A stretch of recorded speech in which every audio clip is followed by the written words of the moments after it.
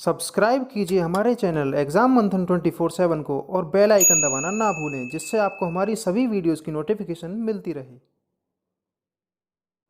Hello student, मैं विकास आप सभी का एग्जाम मंथन 24/7 यूट्यूब चैनल पर स्वागत करता हूं। आज हम मास्टर वीडियो पढ़ने वाले हैं ज्योग्राफी के ऊपर। इससे पहले हम 3 मास्टर वीडियो बायोलॉजी के ऊपर और 1 मास्टर वीडियो हमने ज्योग्राफी के ऊपर की थी, जिसके अंतर्गत हमने पढ़ा था भारत की सभी नदियों को, वो भी डिटेल में। ठीक है ना। मास्टर वीडियो का मतलब ये नहीं है कि आपको जल्दी से निपटाया जा रहा है, बल्कि आपको एक वीडियो के अंतर्गत कम से कम 5 दिन का कंटेंट दिया जा रहा है, जिससे कि आपके टाइम की बचत हो और आपका रिवीजन अच्छे से हो। यकीन मानिएगा, जब आपके एग्जाम आएंगे तो ये वीडियो आपको इतना ज़्यादा कॉन्फिडेंस देंगी, जिससे कि आपका एग्जाम में कॉन्फिडेंस अप रहेगा और आप आसानी से एग्जाम क्वालिफाई कर सकेंगे।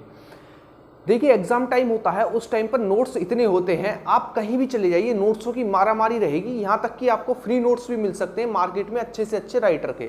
ठीक है, इतने नोट्स उपलब्ध हो सकते हैं, लेकिन वो नोट्स पढ़ने किसके बस की हैं एग्जाम टाइम में, जब 2-3 दिन रहते हैं, वो सबसे बड़ी बात होती है। उस टाइम पर कुछ ऐसी चीज चाहिए होती है जिससे हमारा कॉन्फिडेंस ज्यादा डेवलप हो, बेशक हमें कंटेंट कम मिल पाए। ठीक है, तो उसी के लिए मास्टर वीडियोस बनाई जा रही हैं। ये आप यकीन मानिएगा, जब एग्जाम होगा ना, तो आपका सारा रिवीजन, टोटल ज्योग्राफी का रिवीजन मेरी मास्टर वीडियो के थ्रू होगा, और आपके अंदर इतनी ज्यादा ऊर्जा, इतनी ज्यादा कॉन्फिडेंस डेवलप होगा कि आप यकीन नहीं मान सकते। ना कि हम ज्योग्राफी, बल्कि बायोलॉजी, पॉलिटी, हिस्ट्री, सभी की एक ऐसी मास्टर वीडियो सीरीज चलाएंगे जो कि आपको केवल रिवीजन और आपके कंसेप्ट डेवलप करेगी, जिससे कि आप अपने सामने वाले को पूरी टक्कर दे सकें पढ़ाई में। ठीक है, ऐसा नहीं है सामने वाले ने कुछ पूछा आप पर बता नहीं। यकीन मानिएगा, आप इस वीडियो को देखने के बाद जो मैंने टॉपिक पढ़ा है, सामने वाले से खुलकर बोलना कि आप मुझसे क्वेश्चन पूछ सकते हैं। इतने डिटेल में हम कवर करने वाले हैं इस वीडियो के अंतर्गत। ठीक है, नोट्सों की बिल्कुल भी टेंशन मत लेना, नोट्स में प्रॉपर डाल रहा हूं और ऐसे ही डालता रहूंगा। आपका काम है वीडियो को एंड तक इम्तिनान से सुनते रहना। ठीक है, ये आप करना और उसके बाद अपना रिजल्ट देखना। ठीक है, और कहीं भी भागने की जरूरत नहीं है, ना ही हिस्ट्री, ना ही पॉलिटी, किसी के लिए, जीएस के लिए आपके ऐसे कंसेप्ट डेवलप किए जाएंगे इस चैनल पर कि आने वाले समय में आपको इसकी वैल्यू पता पड़ने वाली है। जो शुरू से जुड़ रहे हैं उनको तो वैल्यू पता पड़ चुकी है, और जो नए जुड़ रहे हैं उनके लिए मैं बता दूं कि एक बार आप पुरानी मेरी वीडियोस देखिए, आपको खुद पता चल जाएगा कि हम किस लेवल की तैयारी कर रहे हैं और किस एग्जाम को टारगेट कर पढ़ रहे हैं। ठीक है, तो आज की हमारी जो वीडियो है बेसिकली डिपेंड है किसके ऊपर? ज्योग्राफी के ऊपर। ज्योग्राफी के ऊपर डिपेंड है। सबसे पहले हम हिमालय पढ़ेंगे, जनजातियां पढ़ेंगे, झीलें पढ़ेंगे, दर्रे पढ़ेंगे। आज हम बहुत अच्छे टॉपिक्स को, जो जिनकी बहुत ज्यादा डिमांड रहती है एग्जामों में, उन्हें कवर करने वाले हैं विद डिटेल एक्सप्लेनेशन। ठीक है, तो आपको एंड तक बने रहना, वीडियो को छोड़ना नहीं है, बस वीडियो को छोड़ना नहीं है। यदि छोड़ दिया तो सोच लेना कि आपके हाथ से बहुत अच्छा मौका निकल जाएगा जो कि मैं पढ़ाने वाला हूं। ठीक है, तो आइए आज की वीडियो शुरू करते हैं। नोट्स की दिक्कत आपको लेनी नहीं है, नोट्स में प्रॉपर डालता रहूंगा। ठीक है, आपका काम है केवल वीडियो को कंप्लीट एंड तक देखना। ठीक है, तो आइए आज की वीडियो शुरू करते हैं। उसमें सबसे पहले हम पढ़ने वाले हैं हिमालय। क्या चीज? हिमालय हम आज पढ़ने वाले हैं। और सबसे पहले हम पढ़ेंगे किस चीज के बारे में? ट्रांस हिमालय। फिर उसके बाद हम बृहद हिमालय, फिर लघु हिमालय, और लास्ट में शिवालिक हिमालय। ठीक है, और उसके बाद हम पढ़ेंगे नदियों के आधार पर हिमालय का विभाजन। ठीक है, और साथ ही साथ ये भी डिस्कस करते हुए चलेंगे कि किस प्रकार एमसीक्यू यानी प्रीवियस ईयर पीवाईक्यू पूछे गए हैं एग्जामों में, उन पर भी डिस्कस साथ के साथ करते चलेंगे। और आपका काम है कमेंट में लगातार बताते रहना वीडियो कैसी लग रही है, और जरूर बताना वीडियो के बाद कमेंट में, तो सभी को बता के जाना है वीडियो कैसी लग रही है। उससे क्या है, उससे थोड़ा अंदाजा रहेगा कि मैंने कैसा पढ़ाया। ठीक, तो सबसे पहले हम शुरू करते हैं हिमालय। तो हमें हिमालय की कितनी श्रेणियां देखने को मिलती हैं? 4 श्रेणियां। कौन कौन सी? सबसे पहले हमारी ट्रांस हिमालय, फिर हमारी देखने को मिलती है बृहद हिमालय, फिर देखने को मिलती है हमारी लघु हिमालय, और लास्ट में देखने को मिलती है शिवालिक हिमालय। कौन सी? शिवालिक हिमालय। ठीक है, ये 4 श्रेणी हमें देखने को मिलती हैं। सबसे पहले हम बात करते हैं ट्रांस हिमालय पर। ट्रांस का मतलब होता है परे या पीछे। ट्रांस का मतलब होता है, मान लीजिए हिमालय है और ट्रांस हिमालय बोला है, तो हिमालय के पीछे का भाग। जैसे कि मैंने कहा कि मेरा घर आपके घर के पीछे है, तो आप बोलोगे कि मेरा घर ट्रांस है, यानी पीछे है। कैसा है? पीछे है। तो ट्रांस हिमालय का मतलब हुआ कि यदि आपने बोला मेरा घर आपके घर के ट्रांस है यानी पीछे है, उसी प्रकार हमने बोला हिमालय ट्रांस यानी ट्रांस हिमालय यानी हिमालय के पीछे का भाग। जो हमारा ट्रांस हिमालय है वो हिमालय का भाग नहीं है, बल्कि हिमालय से भी बहुत ज्यादा प्राचीन है, बहुत ज्यादा प्राचीन है। ट्रांस हिमालय इसलिए बोला जाता है क्योंकि ट्रांस का मतलब परे या पीछे होता है, और ट्रांस हिमालय का मतलब हुआ हिमालय के पीछे वाला हिस्सा, हिमालय के पीछे वाला हिस्सा। ठीक है, इसके अंतर्गत हमें 3 श्रेणियां देखने को मिलती हैं। इसके अंतर्गत हमें 3 श्रेणियां देखने को मिलती हैं। वो कौन कौन सी हैं? काराकोरम, लद्दाख और जास्कर। काराकोरम, लद्दाख और जास्कर, इनका आपको क्रम भी याद रखना है, उत्तर से दक्षिण की ओर या फिर दक्षिण से उत्तर की ओर। यह क्रम पूछा जाएगा, आपसे पूछ लेगा कि ये 3 श्रेणियां हैं, काराकोरम, लद्दाख, जास्कर, इनका क्रम लगाइए उत्तर से दक्षिण, या फिर पूछ लेगा इनका क्रम लगाइए दक्षिण से उत्तर की ओर। तो आपको इनका क्रम भी याद रखना है कि इनका क्रम किस प्रकार है। तो इनका क्रम है उत्तर से दक्षिण की ओर काराकोरम, लद्दाख और जास्कर। कौन कौन सी? काराकोरम, लद्दाख और जास्कर। पूछ ले दक्षिण से उत्तर की ओर क्या क्रम है, तो जास्कर, लद्दाख और काराकोरम, जास्कर, लद्दाख और काराकोरम। सबसे पहले बात करते हैं काराकोरम श्रेणी पर। काराकोरम श्रेणी पर, काराकोरम श्रेणी जो है ना कि हिमालय की बल्कि भारत की सबसे उत्तरी श्रेणी है। ठीक है, काराकोरम श्रेणी ना कि हिमालय की बल्कि भारत की सबसे उत्तरी श्रेणी है। ठीक है, इसके अंतर्गत हमें कुछ ग्लेशियर देखने को मिलते हैं, जैसे कि ससाइमी, सियाचिन, हिस्पर, बियाफो और बाल्टोरा। ठीक है, फिर से रिपीट करता हूं, ससाइमी, सियाचिन, हिस्पर, बियाफो और बाल्टोरा। ठीक है, देखिए चीजों को इस प्रकार पढ़िए कि आप सामने वाले को इंप्रेस कर सके, सामने वाले को यह ना लगे कि आप किसी बुक से देखकर पढ़ा रहे हैं। ठीक है, एक अंदर का कॉन्फिडेंस बोलना चाहिए हमेशा, तो उसी प्रकार आप पढ़ें ताकि आप पढ़ा सके। रिपीट करता हूं, कौन कौन से ग्लेशियर? ससाइमी, सियाचिन, हिस्पर, बियाफो और बाल्टोरा। ये हमें 5 ग्लेशियर देखने को मिलते हैं। इस तरीके से पढ़िए ताकि आप सामने वाले को बता सकें कि हम में कितनी नॉलेज है, ना कि हम रट्टा मारकर बैठे हैं, ना कि हम किताबों को देखकर पढ़ा रहे हैं। ठीक है, सबसे पहले हमने बात की काराकोरम श्रेणी पर। तो काराकोरम श्रेणी हिमालय की नहीं बल्कि भारत की सबसे उत्तरी श्रेणी है। इस पर हमें 5 ग्लेशियर देखने को मिलते हैं। कौन कौन से? सियाचिन, हिस्पर, बियाफो और बाल्टोरा। ठीक है, उसके बाद हम बात करते हैं, यह बहुत ऊंचाई पर स्थित है, इसीलिए ये साल भर हिम से भरा हुआ रहता है, यानी बर्फ से ढका हुआ रहता है। बर्फ से ढका हुआ रहता है, बर्फ से ढका हुआ रहता है, इसीलिए यहाँ पर कोई भी वनस्पति नहीं पाई जाती है। इसीलिए यहाँ पर कोई भी वनस्पति नहीं पाई जाती है। कहाँ पर? काराकोरम श्रेणी पर। ठीक है, काराकोरम श्रेणी पर। काराकोरम श्रेणी पर ही हमारा काराकोरम दर्रा स्थित है, जो कि भारत का सबसे उत्तरी या सबसे ऊंचाई पर स्थित दर्रा है। ठीक है, काराकोरम श्रेणी पर ही हमारा काराकोरम दर्रा स्थित है, जो कि भारत का सबसे उत्तरी या फिर सबसे ऊंचाई पर स्थित दर्रा है। याद रखिएगा, काराकोरम श्रेणी पर कोई भी वनस्पति नहीं पाई जाती है, क्योंकि ये बहुत ज्यादा ऊंचाई पर स्थित है। ऊंचाई पर स्थित होने के कारण यहाँ पर हमेशा बर्फ से ढका हुआ रहता है, जिसके कारण यहाँ पर कोई भी वनस्पति नहीं पाई जाती है। ठीक है, उसके बाद हम बात करें लद्दाख श्रेणी पर। लद्दाख श्रेणी पर एक बार मैं बता दूं इस श्रेणियों को क्या मतलब है। मान लीजिए पहाड़ों की एक श्रृंखला है। ठीक है, पहली श्रृंखला को कहा गया क्या? काराकोरम। दूसरी श्रृंखला को कहा गया क्या? दूसरी श्रृंखला को कहा गया लद्दाख, और तीसरी श्रृंखला को कहा गया जास्कर। ठीक है, तो ये है श्रेणियां, यानी पर्वतों की एक लाइन, पर्वतों की एक लाइन। सबसे उत्तरी जो लाइन है उसे कहा गया काराकोरम श्रेणी, जो उसके नीचे वाली लाइन है पर्वतों की उसे कहा गया लद्दाख श्रेणी, और जो उसके नीचे वाली लाइन है उसे कहा गया जास्कर श्रेणी। इसका मतलब ऊंची ऊंची चोटियां हमारी लद्दाख श्रेणी के अंतर्गत, उससे कम ऊंची चोटियां, सबसे ऊंची चोटियां काराकोरम श्रेणी के अंतर्गत, उससे कम ऊंची चोटियां लद्दाख श्रेणी के अंतर्गत, और उससे कम चोटियां ऊंची चोटियां हमारी जास्कर श्रेणी के अंतर्गत आती हैं। उसके बाद हम बात करें लद्दाख श्रेणी। लद्दाख श्रेणी हमारी 2 नदियों के बीच स्थित है। कौन कौन से? श्योक और सिंधु। श्योक और सिंधु नदियों के बीच स्थित है हमारी लद्दाख श्रेणी। ठीक है, लद्दाख श्रेणी हमारी श्योक और सिंधु नदी के बीच में स्थित है। दूसरी हम बात करें, लद्दाख श्रेणी के दक्षिण में लेह स्थित है। लद्दाख श्रेणी के दक्षिण में लेह स्थित है, या फिर हम कह सकते हैं सिंधु नदी के दाएं तट पर लेह स्थित है। ठीक है ना। 2 क्वेश्चन यहां से पूछे जाने हैं, आप ध्यान दीजिएगा। देखिए, सिंधु नदी के तो दाईं तरफ स्थित है लेह, और बात करें हम लद्दाख श्रेणी के तो लद्दाख श्रेणी के हमारे दक्षिण में लेह स्थित है, ठीक है ना। लद्दाख श्रेणी पर ही एक पर्वत स्थित है जिसका नाम है राकापोसी पर्वत। कौन सा? राकापोसी पर्वत, राकापोसी पर्वत, ठीक है ना। राकापोसी पर्वत लद्दाख श्रेणी के पर ही स्थित है हमारा राकापोसी पर्वत, जो कि भारत का सबसे तीव्र ढलान वाला पर्वत है, जो कि हमारे भारत का सबसे तीव्र ढलान वाला पर्वत है, ठीक है। तो आपको लद्दाख श्रेणी से क्या क्या याद रखना है वो देखिए। लद्दाख श्रेणी काराकोरम श्रेणी के दक्षिण में है। बात करें लद्दाख श्रेणी तो लद्दाख श्रेणी हमारी दो नदियों के बीच स्थित है, एक तो है श्योक, दूसरी है सिंधु, ठीक है ना।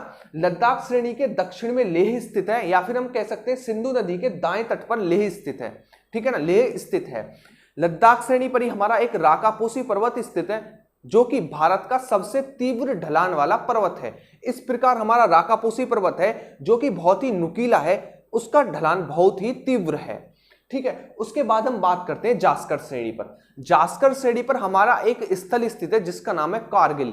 क्या नाम है? कारगिल।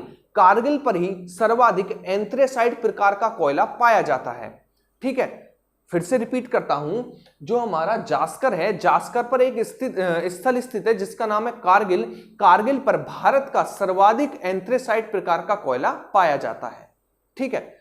तो ये थे हमारे काराकोरम, लद्दाख, जास्कर, जो कि हमारे ट्रांस हिमालय का भाग थे। किसका भाग थे? ट्रांस हिमालय का भाग थे, ठीक है। ट्रांस हिमालय का भाग थे, ट्रांस हिमालय, ठीक है। ये हमने पढ़ा 3। एक बार हम रिकॉल कर लेते हैं जल्दी से हमने क्या पढ़ा। सबसे पहले हमने इनका क्रम देखा, उत्तर से दक्षिण की ओर काराकोरम, लद्दाख और जास्कर। सबसे पहले हमने बात की काराकोरम पर। तो काराकोरम श्रेणी ना कि भारत की बल्कि हिमालय की सबसे उत्तरी श्रेणी है, ठीक है। ये हमेशा वन से भरी हुई रहती है और बर्फ से भरी हुई रहती है, इसी कारण यहाँ पर कोई वनस्पति नहीं पाई जाती है। इस पर 5 ग्लेशियर पाए जाते हैं, सिसाइमी, सियाचिन, हिस्पर, बियाफो और बाल्टोरा, ठीक है ना। ससाइमी ग्लेशियर सबसे बड़ा है ग्लेशियर है भारत का, ससाइमी ग्लेशियर सबसे बड़ा ग्लेशियर है। उसके बाद हमने बात की किस पर? लद्दाख। लद्दाख श्रेणी जो है वो काराकोरम के दक्षिण में स्थित है और ये दो नदियों के बीच स्थित है, सिंधु और श्योक। अगर बात करें लेह तो लेह हमारा लद्दाख श्रेणी के दक्षिण में स्थित है। यदि बात करें सिंधु नदी के तो सिंधु नदी के दाएं तट पर स्थित है लेह, ठीक है ना। लद्दाख श्रेणी पर एक पर्वत स्थित है राकापोसी पर्वत, जो कि भारत का सबसे तीव्र ढलान वाला पर्वत है। उसके बाद हमने बात की जास्कर श्रेणी पर। तो जास्कर श्रेणी जो है हमारी, उस पर एक स्थल स्थित है जिसका नाम है कारगिल, और कारगिल पर भारत का सर्वाधिक एंथ्रेसाइट प्रकार का कोयला पाया जाता है, ठीक है। एंथ्रेसाइट प्रकार का कोयला पाया जाता है। तो ये थी हमारी ट्रांस हिमालय की बात, यानी हिमालय के पीछे। अब आते हैं हम मेन हिमालय पर, जो कि भारत में स्थित है, जो कि भारत में स्थित है। देखो ये तो परछाई थी, ये समझ लीजिए हिमालय था भारत का, इसके पीछे की बात कर रहे थे हम। अब करते हैं मेन हिमालय की बात। तो मेन हिमालय जो है भारत में 3 भागों में बटा हुआ है। वो 3 भाग कौन कौन से हैं? वो है वृहद हिमालय, वृहद हिमालय, ठीक है।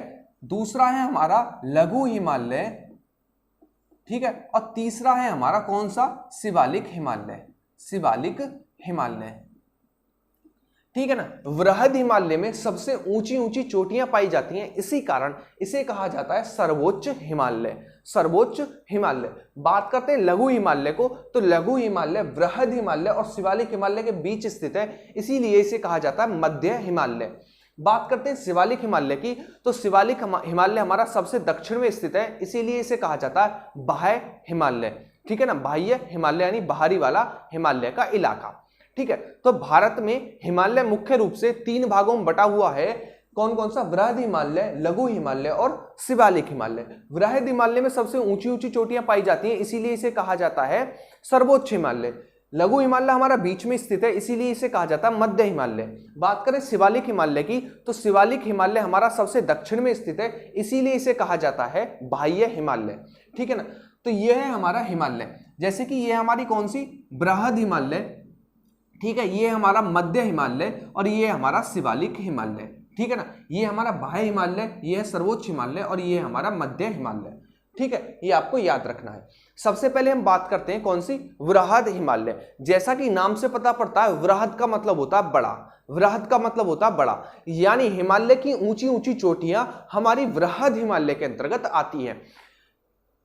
हिमालय हमारे विश्व में अपना टॉप 10 चोटियों में अपना नाम शुमार रखता है। इसका कारण है क्योंकि वृहद हिमालय के अंतर्गत जो ऊंची ऊंची चोटियां आती हैं वो विश्व की सबसे ऊंची चोटियों में गिनी जाती हैं, जैसे कि कंचनजंगा, एवरेस्ट, मकालू, मनसालू, ठीक है ना, धौलागिरी, अन्नपूर्णा, ये सभी हमारी हिमालय की ऊंची ऊंची चोटियां हैं जिनका नाम विश्व में शुमार है। और किस आधार पर शुमार है, तो वृहद हिमालय के आधार पर शुमार है।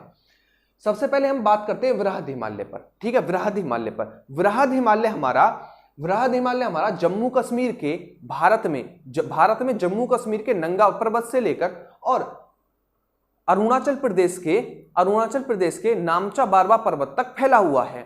ठीक है, फिर से रिपीट करता हूं, वृहद हिमालय हमारा जम्मू कश्मीर के नंगा पर्वत से लेकर और अरुणाचल प्रदेश के नामचा बारवा पर्वत तक फैला हुआ है। नामचा बारवा पर्वत ये वही पर्वत है जहां से ब्रह्मपुत्र नदी भारत में प्रवेश करती है। यदि बात करें दर्रा तो वो है यांग्याप दर्रा, यांग्याप दर्रे से प्रवेश करती है। पूछे पर्वत कौन से पर्वत को काटकर, तो आपका आंसर होगा नामचा बारवा पर्वत। नामचा बारवा पर्वत वैसे कहने को तो ये तिब्बत में है, लेकिन इसका कुछ भाग भारत में भी स्थित है। ठीक है, भारत में भी स्थित है, थोड़ा सा भाग भारत में स्थित है, इसीलिए कहा जाता है कि हमारा वृहद हिमालय जम्मू कश्मीर के नंगा पर्वत से लेकर और अरुणाचल प्रदेश के नामचा बारवा पर्वत तक फैला हुआ है। ठीक है, नंगा पर्वत को नंगा पर्वत इसीलिए कहा जाता है क्योंकि ये नंगा नहीं है, इस वजह से नहीं कि इसके पास कपड़े नहीं है, बल्कि ये हमेशा बर्फ से ढका हुआ रहता है, इतना चिकना रहता है, चिकना सपाट होने के कारण इसका नाम पड़ा नंगा पर्वत। ठीक है ना, क्योंकि वृहद हिमालय के अंतर्गत ऊंची ऊंची चोटियां आती है और नंगा पर्वत उनमें से एक है, इसी कारण उस पर बर्फ जमी रहती है और चिकना रहता है, इसी कारण उसे कहा गया नंगा पर्वत। ठीक है, तो वृहद हिमालय हमारा नंगा पर्वत से लेकर नामचा बारवा पर्वत तक फैला हुआ है और इसके अंतर्गत हिमालय की सर्वोच्च चोटियां आती हैं, हिमालय की सर्वोच्च चोटियां आती हैं, जैसे कि हमारी बंदरपुछ नंदा देवी हमारी किस में पड़ती है, तो ये पड़ती है हमारी उत्तराखंड में। बात करें अन्नपूर्णा, धौलागिरी, मनसालू और एवरेस्ट, ये पड़ती है हमारी नेपाल के अंतर्गत। किसके अंतर्गत? नेपाल के अंतर्गत। तो ये है हमारा वृहद हिमालय। ठीक है ना, वृहद हिमालय। अब हम बात करते हैं मध्य हिमालय की। मध्य हिमालय, देखिए मध्य हिमालय जो है हमारा ये मुख्य रूप से टूटा फूटा है। आपने देखा होगा, आप किसी टूर वगैरह पर जाएं पहाड़ी इलाके में तो आप कुछ देर तक तो देखते हैं पहाड़ों की लगातार श्रृंखला रहती है, लेकिन कुछ देर बाद क्या होता है, वो पहाड़ों की श्रृंखला खत्म हो जाती है और समतल सपाट मैदान आ जाते हैं। फिर उसके बाद फिर पहाड़ों की श्रृंखला शुरू हो जाती है और फिर समतल सपाट स्थान आ जाता है। तो ये जो भाग हमें देखने को मिलता है ये हमारा लघु हिमालय का भाग या फिर मध्य हिमालय का भाग है। ठीक है, इसी कारण जो हमारा लघु हिमालय मध्य हिमालय ये मुख्य रूप से 5 श्रेणियों में बटा हुआ है। 5 श्रेणियों के अंतर्गत बटा हुआ है। वो कौन कौन सी 5 श्रेणियां हैं? जैसे कि पीर पंजाल, धौलाधार, मसूरी, महाभारत और नाग तिब्बा। ठीक है ना, फिर से रिपीट करता हूं, जो हमारा मध्य हिमालय है वो मुख्य रूप से 5 भागों में बटा हुआ है। पीर पंजाल, धौलाधार, मसूरी, महाभारत और नाग तिब्बा। बात करें पीर पंजाल की तो पीर पंजाल श्रेणी हमारी आती है जम्मू कश्मीर के अंतर्गत। बात करें धौलाधार हमारी आती है हिमाचल प्रदेश के अंतर्गत। बात करें मसूरी तो मसूरी आती है हमारी उत्तराखंड के अंतर्गत। बात करें महाभारत और नाग तिब्बा तो महाभारत और नाग तिब्बा आती है हमारी नेपाल के अंतर्गत। किसके अंतर्गत? नेपाल के अंतर्गत। ठीक है, जो हमारी पीर पंजाल श्रेणी है यह है लघु हिमालय की सबसे पश्चिमी श्रेणी है, सबसे पश्चिमी श्रेणी है। ठीक है ना, पश्चिम और ये पूरब। बात करें पूर्वी तो सबसे पूर्वी है नाग तिब्बा। यदि बात करें सबसे पश्चिमी तो सबसे पश्चिमी है पीर पंजाल श्रेणी। ठीक है, आपको ये याद रखना है, पीर पंजाल श्रेणी। ठीक, जो पीर पंजाल श्रेणी है हमारी, पीर पंजाल जो श्रेणी है उसके दक्षिण में जम्मू और इसके उत्तर में श्रीनगर स्थित है। इसके उत्तर में श्रीनगर स्थित है। ठीक है ना, यदि हमें जम्मू से श्रीनगर जाना है, यदि हमें जम्मू से श्रीनगर जाना है तो हमें किसको पार करके जाना होगा? तो हमें बनिहाल दर्रे को पार करके जाना होगा। बनिहाल दर्रे को पार करके जाना होगा। बनिहाल दर्रे पर ही जम्मू कश्मीर सड़क स्थित है और जम्मू कश्मीर सड़क पर जवाहर सुरंग स्थित है। ठीक है, ये चीजें आपको इससे याद रखनी है। फिर से रिपीट करता हूं, जो हमारी पीर पंजाल श्रेणी है वो लघु हिमालय या फिर मध्य हिमालय की सबसे पश्चिमी श्रेणी है, सबसे पश्चिमी श्रेणी है। और जो हमारी पीर पंजाल है उसके दक्षिण में जम्मू और उसके उत्तर में श्रीनगर स्थित है। यदि हमें जम्मू से श्रीनगर जाना है तो हमें बनिहाल दर्रे को पार करके जाना होगा, और बनिहाल दर्रे पर जम्मू कश्मीर सड़क स्थित है, और जम्मू कश्मीर सड़क पर जवाहर सुरंग स्थित है। ये चीजें आपको मुख्य रूप से पीर पंजाल श्रेणी से याद रखनी है। ठीक है, उसके बाद हम बात करते हैं धौलाधार। धौलाधार कहने को तो कुछ भाग इसका जम्मू कश्मीर में भी गया है, लेकिन यह मुख्य रूप से हिमाचल प्रदेश में विस्तृत है। ठीक है, हिमाचल प्रदेश में विस्तृत है। जो हिमाचल प्रदेश की राजधानी है शिमला, वो हमारी धौलाधार श्रेणी के अंतर्गत आती है। किसके अंतर्गत आती है? धौलाधार श्रेणी के अंतर्गत आती है। जहां पर हमारी पीर पंजाल श्रेणी या फिर कह सकते हैं वृहद हिमालय बर्फ से ढका हुआ रहता है, वहीं पर हमारा मध्य हिमालय या लघु हिमालय जो है उस पर शीतोष्ण घास के मैदान पाए जाते हैं। कैसे? शीतोष्ण घास के मैदान पाए जाते हैं। शीतोष्ण घास के मैदान आपने देखा होगा मूवियों में, जम्मू कश्मीर में बड़ी ऊंची ऊंची घासें पाई जाती हैं और बहुत ज्यादा देखने में सुंदर लगती हैं पहाड़ों के पास में, तो वो है हमारी शीतोष्ण घास के मैदान। यदि पूछे किस हिमालय का भाग है तो ये मध्य हिमालय का भाग है। किसका? मध्य हिमालय का भाग है। इनका नाम अलग अलग जगह अलग अलग है, जैसे कि इनका नाम जम्मू कश्मीर में गुलमर्ग, सोनमर्ग। यदि बात करें उत्तराखंड में तो उत्तराखंड में इन्हें बुग्याल और प्याल के नाम से जाना जाता है। बुग्याल और प्याल के नाम से जाना जाता है। ठीक है, तो पीर पंजाल, उसके बाद हमने पढ़ा धौलाधार। धौलाधार मुख्य रूप से हिमाचल प्रदेश में विस्तृत है, और हिमाचल प्रदेश की जो राजधानी शिमला वो धौलाधार श्रेणी के अंतर्गत आती है। बात करें मसूरी, तो मसूरी हमारी किसके अंतर्गत आती है? तो मसूरी हमारी उत्तराखंड में पड़ती है, उत्तराखंड में पड़ती है। यदि बात करें महाभारत और नागतिब्बा, तो महाभारत और नागतिब्बा हमारी किसके अंतर्गत आती हैं? तो महाभारत और नागतिब्बा हमारी नेपाल में पड़ती हैं। ठीक है, नेपाल में पड़ती हैं। ठीक है, तो एक बार हम रिकॉल कर लेते हैं, हमने लघु हिमालय के अंतर्गत क्या पढ़ा। तो हमने लघु हिमालय के अंतर्गत पढ़ा कि लघु हिमालय 5 भागों में विभाजित है। कौन कौन से? पीर पंजाल, धौलाधार, मसूरी, महाभारत और नागतिब्बा। ठीक है ना। सबसे पहले हमने पढ़ा कौन सा? पीर पंजाल। पीर पंजाल जो हमारा लघु हिमालय है उसकी सबसे पश्चिमी श्रेणी है, और पीर पंजाल के दक्षिण में जम्मू और उत्तर में श्रीनगर स्थित है। यदि हमें जम्मू से श्रीनगर जाना है तो हमें बनिहाल दर्रे को पार करके जाना होगा। बनिहाल दर्रे पर जम्मू कश्मीर सड़क स्थित है, और जम्मू कश्मीर सड़क पर जवाहर सुरंग स्थित है। कौन सी? जवाहर सुरंग स्थित है। उसके बाद धौलाधार। धौलाधार हमारी मुख्य रूप से हिमाचल प्रदेश में विस्तृत है, और हिमाचल प्रदेश की राजधानी शिमला धौलाधार श्रेणी के अंतर्गत आती है। उसके बाद हमने बात की मसूरी। मसूरी हमारी उत्तराखंड में पड़ती है। उसके बाद हमने बात की महाभारत और नागतिब्बा। जो महाभारत और नागतिब्बा है वो नेपाल में आती है, और किसका हिस्सा है? लघु हिमालय का हिस्सा है। ठीक है, उससे पहले मैंने आपको बताया कि हमारा वृहद हिमालय बर्फ से ढका हुआ रहता है क्योंकि ये बहुत ऊंचा है। उसके बाद कम नीचाई पर आता है लघु हिमालय। लघु हिमालय पर शीतोष्ण घास के मैदान पाए जाते हैं, जिनका अलग अलग नाम है अलग अलग स्थानों पर, जैसे कि जम्मू कश्मीर में गुलमर्ग और सोनमर्ग या फिर कह सकते हैं मर्ग, और उत्तराखंड में बुग्याल और प्याल के नाम से जाना जाता है। उसके बाद हम बात करते हैं जो हमारा वृहद हिमालय है, वृहद हिमालय और जो हमारा लघु हिमालय है उसके अंतर्गत समतल सपाट मैदान पाए जाते हैं। समतल सपाट मैदान पाए जाते हैं जिन्हें घाटी कहा जाता है। घाटी कहा जाता है। ठीक है ना, घाटी कहा जाता है। ठीक है, जैसे कि हमारा ये है वृहद हिमालय, ये है लघु हिमालय। तो जम्मू कश्मीर में वृहद हिमालय और लघु हिमालय के बीच जो वृहद हिमालय और लघु हिमालय के बीच जो समतल सपाट खाली स्थान है जहां पर पर्वत नहीं पाए जाते हैं उसे कहा जाता है कश्मीर घाटी। क्या कहा जाता है? कश्मीर घाटी। ठीक है ना, कश्मीर घाटी कहां पर कहा जाता है? तो जम्मू कश्मीर में। ठीक है ना, कश्मीर घाटी। हिमाचल प्रदेश में वृहद हिमालय और लघु हिमालय के बीच जो समतल सपाट स्थान है जहां पर कोई भी पर्वत नहीं पाए जाते हैं उसे कहा जाता है कुल्लू कांगड़ा घाटी। क्या कहा जाता है? कुल्लू कांगड़ा घाटी। कुल्लू कांगड़ा घाटी। ठीक है, कुल्लू कांगड़ा घाटी।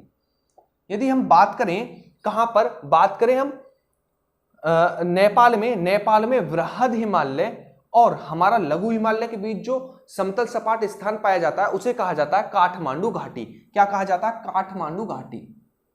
काठमांडू घाटी, ठीक है ना, काठमांडू घाटी, ये आपको याद रखना है।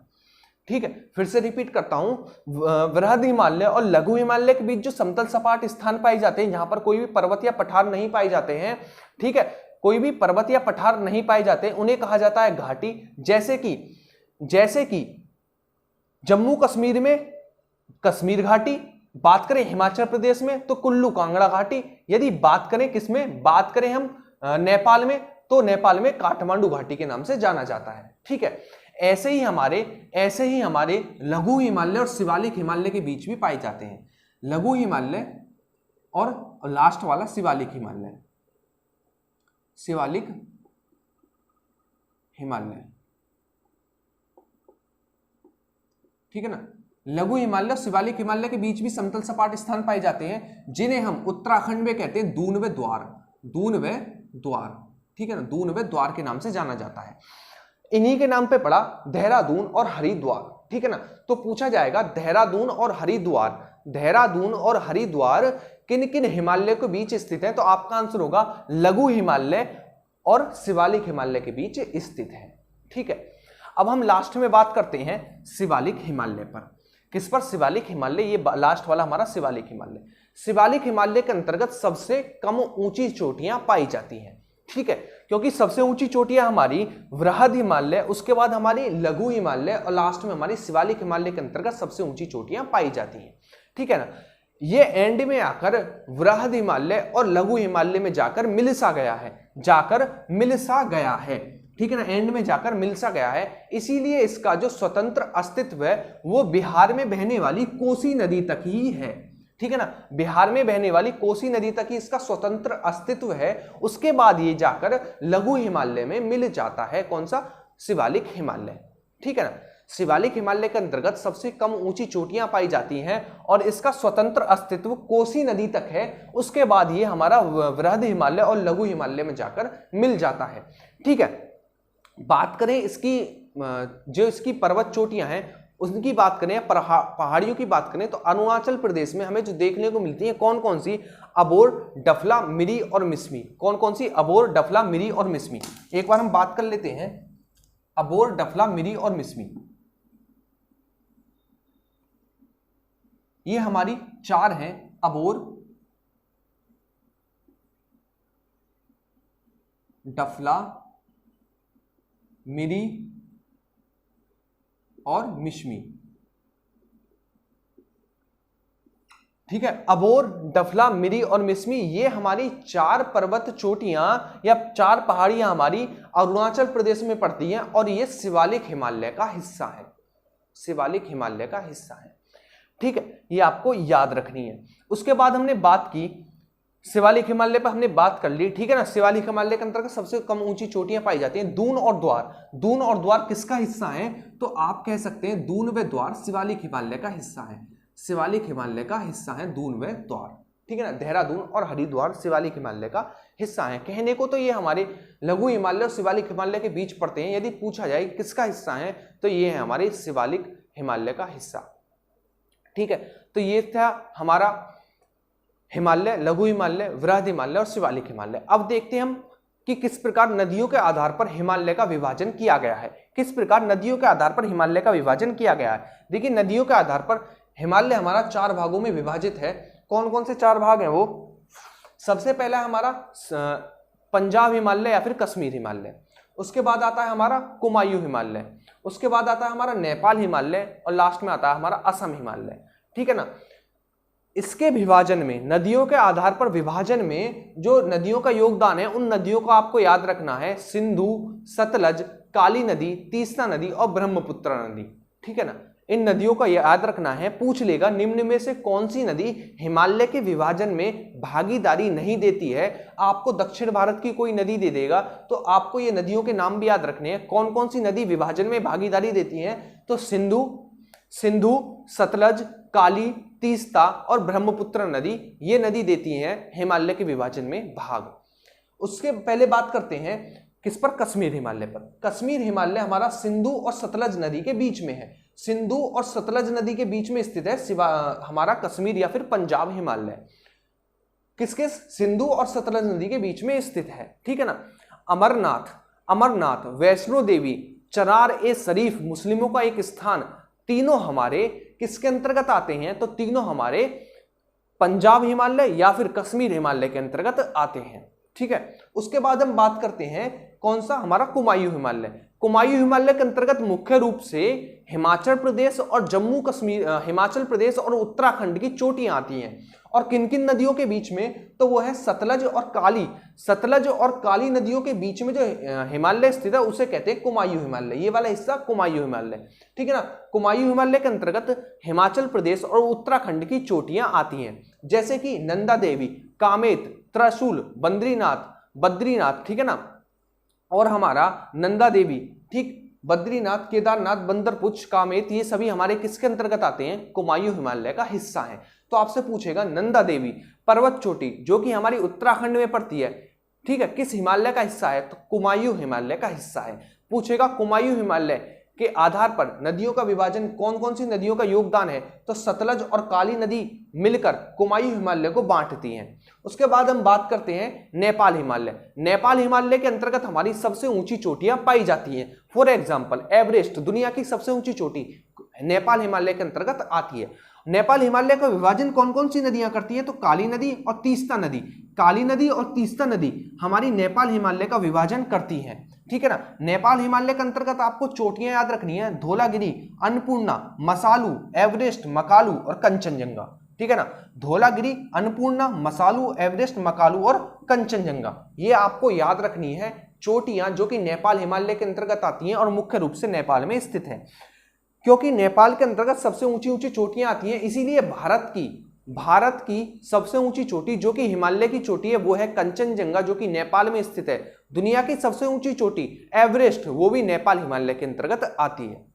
उसके बाद हम बात करते हैं किसकी? असम हिमालय। असम हिमालय जो है हमारा वो किन दो नदियों के आधार पर विभाजित है? तो तीस्ता और ब्रह्मपुत्र। तीस्ता और ब्रह्मपुत्र के बीच में जो स्थान पड़ता है वो है हमारा असम हिमालय। असम हिमालय के अंतर्गत आपको जो पहाड़ियां याद रखनी है वो है मिरी, अबोर, डफला और मिश्मी। मिरी, अबोर, डफला और मिश्मी, ये हमारी कहां पर पड़ती है? ये हमारी अरुणाचल प्रदेश में पड़ती है, ठीक है ना, अरुणाचल प्रदेश में पड़ती है। नेक्स्ट आपको याद रखनी है मिकिर और रेंगमा, ये हमारी असम में पड़ती है। यदि हम बात करें गारो खासी जयंतियां तो ये हमारी मेघालय में पड़ती है। कहां पर? मेघालय, ठीक है ना, मेघालय में पड़ती है। ठीक, तो आपको याद रखना है असम हिमालय का विभाजन तीस्ता और ब्रह्मपुत्र नदियों के आधार पर हुआ है, और जो हमारी तीस्ता और ब्रह्मपुत्र नदियों के बीच में पहाड़ियां पड़ती हैं वो है मिरी, अबोर, डफला, मिश्मी जो कि अरुणाचल प्रदेश में है, मिकिर रेंगमा हमारी असम में है, गारो खासी जयंती हमारी मेघालय में है, ठीक है ना। आपको याद रखना मिकिर रेंगमा, गारो खासी जयंतियां ये हिमालय का हिस्सा नहीं है, लेकिन ये हमारी असम हिमालय के अंतर्गत विभाजन में तो आती हैं, लेकिन ये हिमालय की हिस्सा नहीं है, बल्कि ये हमारी राजमहल पहाड़ियों का हिस्सा है जो कि हमारा झारखंड में पड़ता है। आपका क्वेश्चन होना चाहिए तो ये वाला हिस्सा ऊपर, ये वाला हिस्सा नीचे क्यों है? क्योंकि जो हमारी ब्रह्मपुत्र और गंगा नदी ने बीच वाला स्थान फाड़ दिया है, जिसके कारण जो नीचे की ओर चला गया वो कहा गया राजमहल पहाड़ियां, और जो हमारा ऊपर की ओर चला गया उसे कहा गया शिलोंग पठार या फिर मेघालय का पठार। शिलोंग पठार या मेघालय के पठार के अंतर्गत मिकिर रेंगमा, गारो खासी जयंती पहाड़ियां आती हैं जो कि हमारे झारखंड की राजमहल पहाड़ियों का हिस्सा है, ठीक है ना।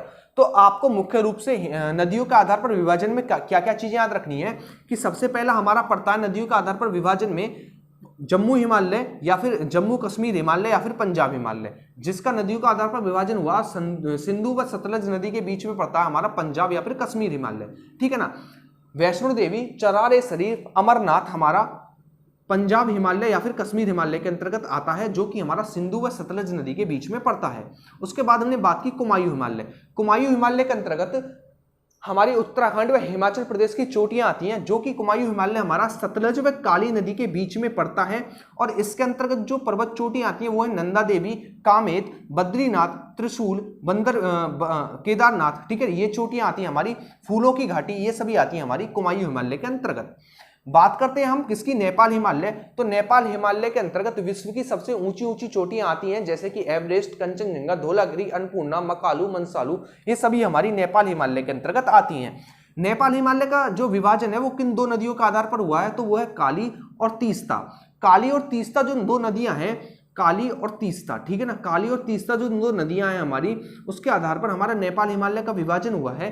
नेपाल हिमालय के अंतर्गत आपको जो चोटी याद रखनी है वो है धौलागिरी, अन्नपूर्णा, मसालू, एवरेस्ट, मकालू और कंचनजंगा। ये हमारी नेपाल हिमालय के अंतर्गत आती है।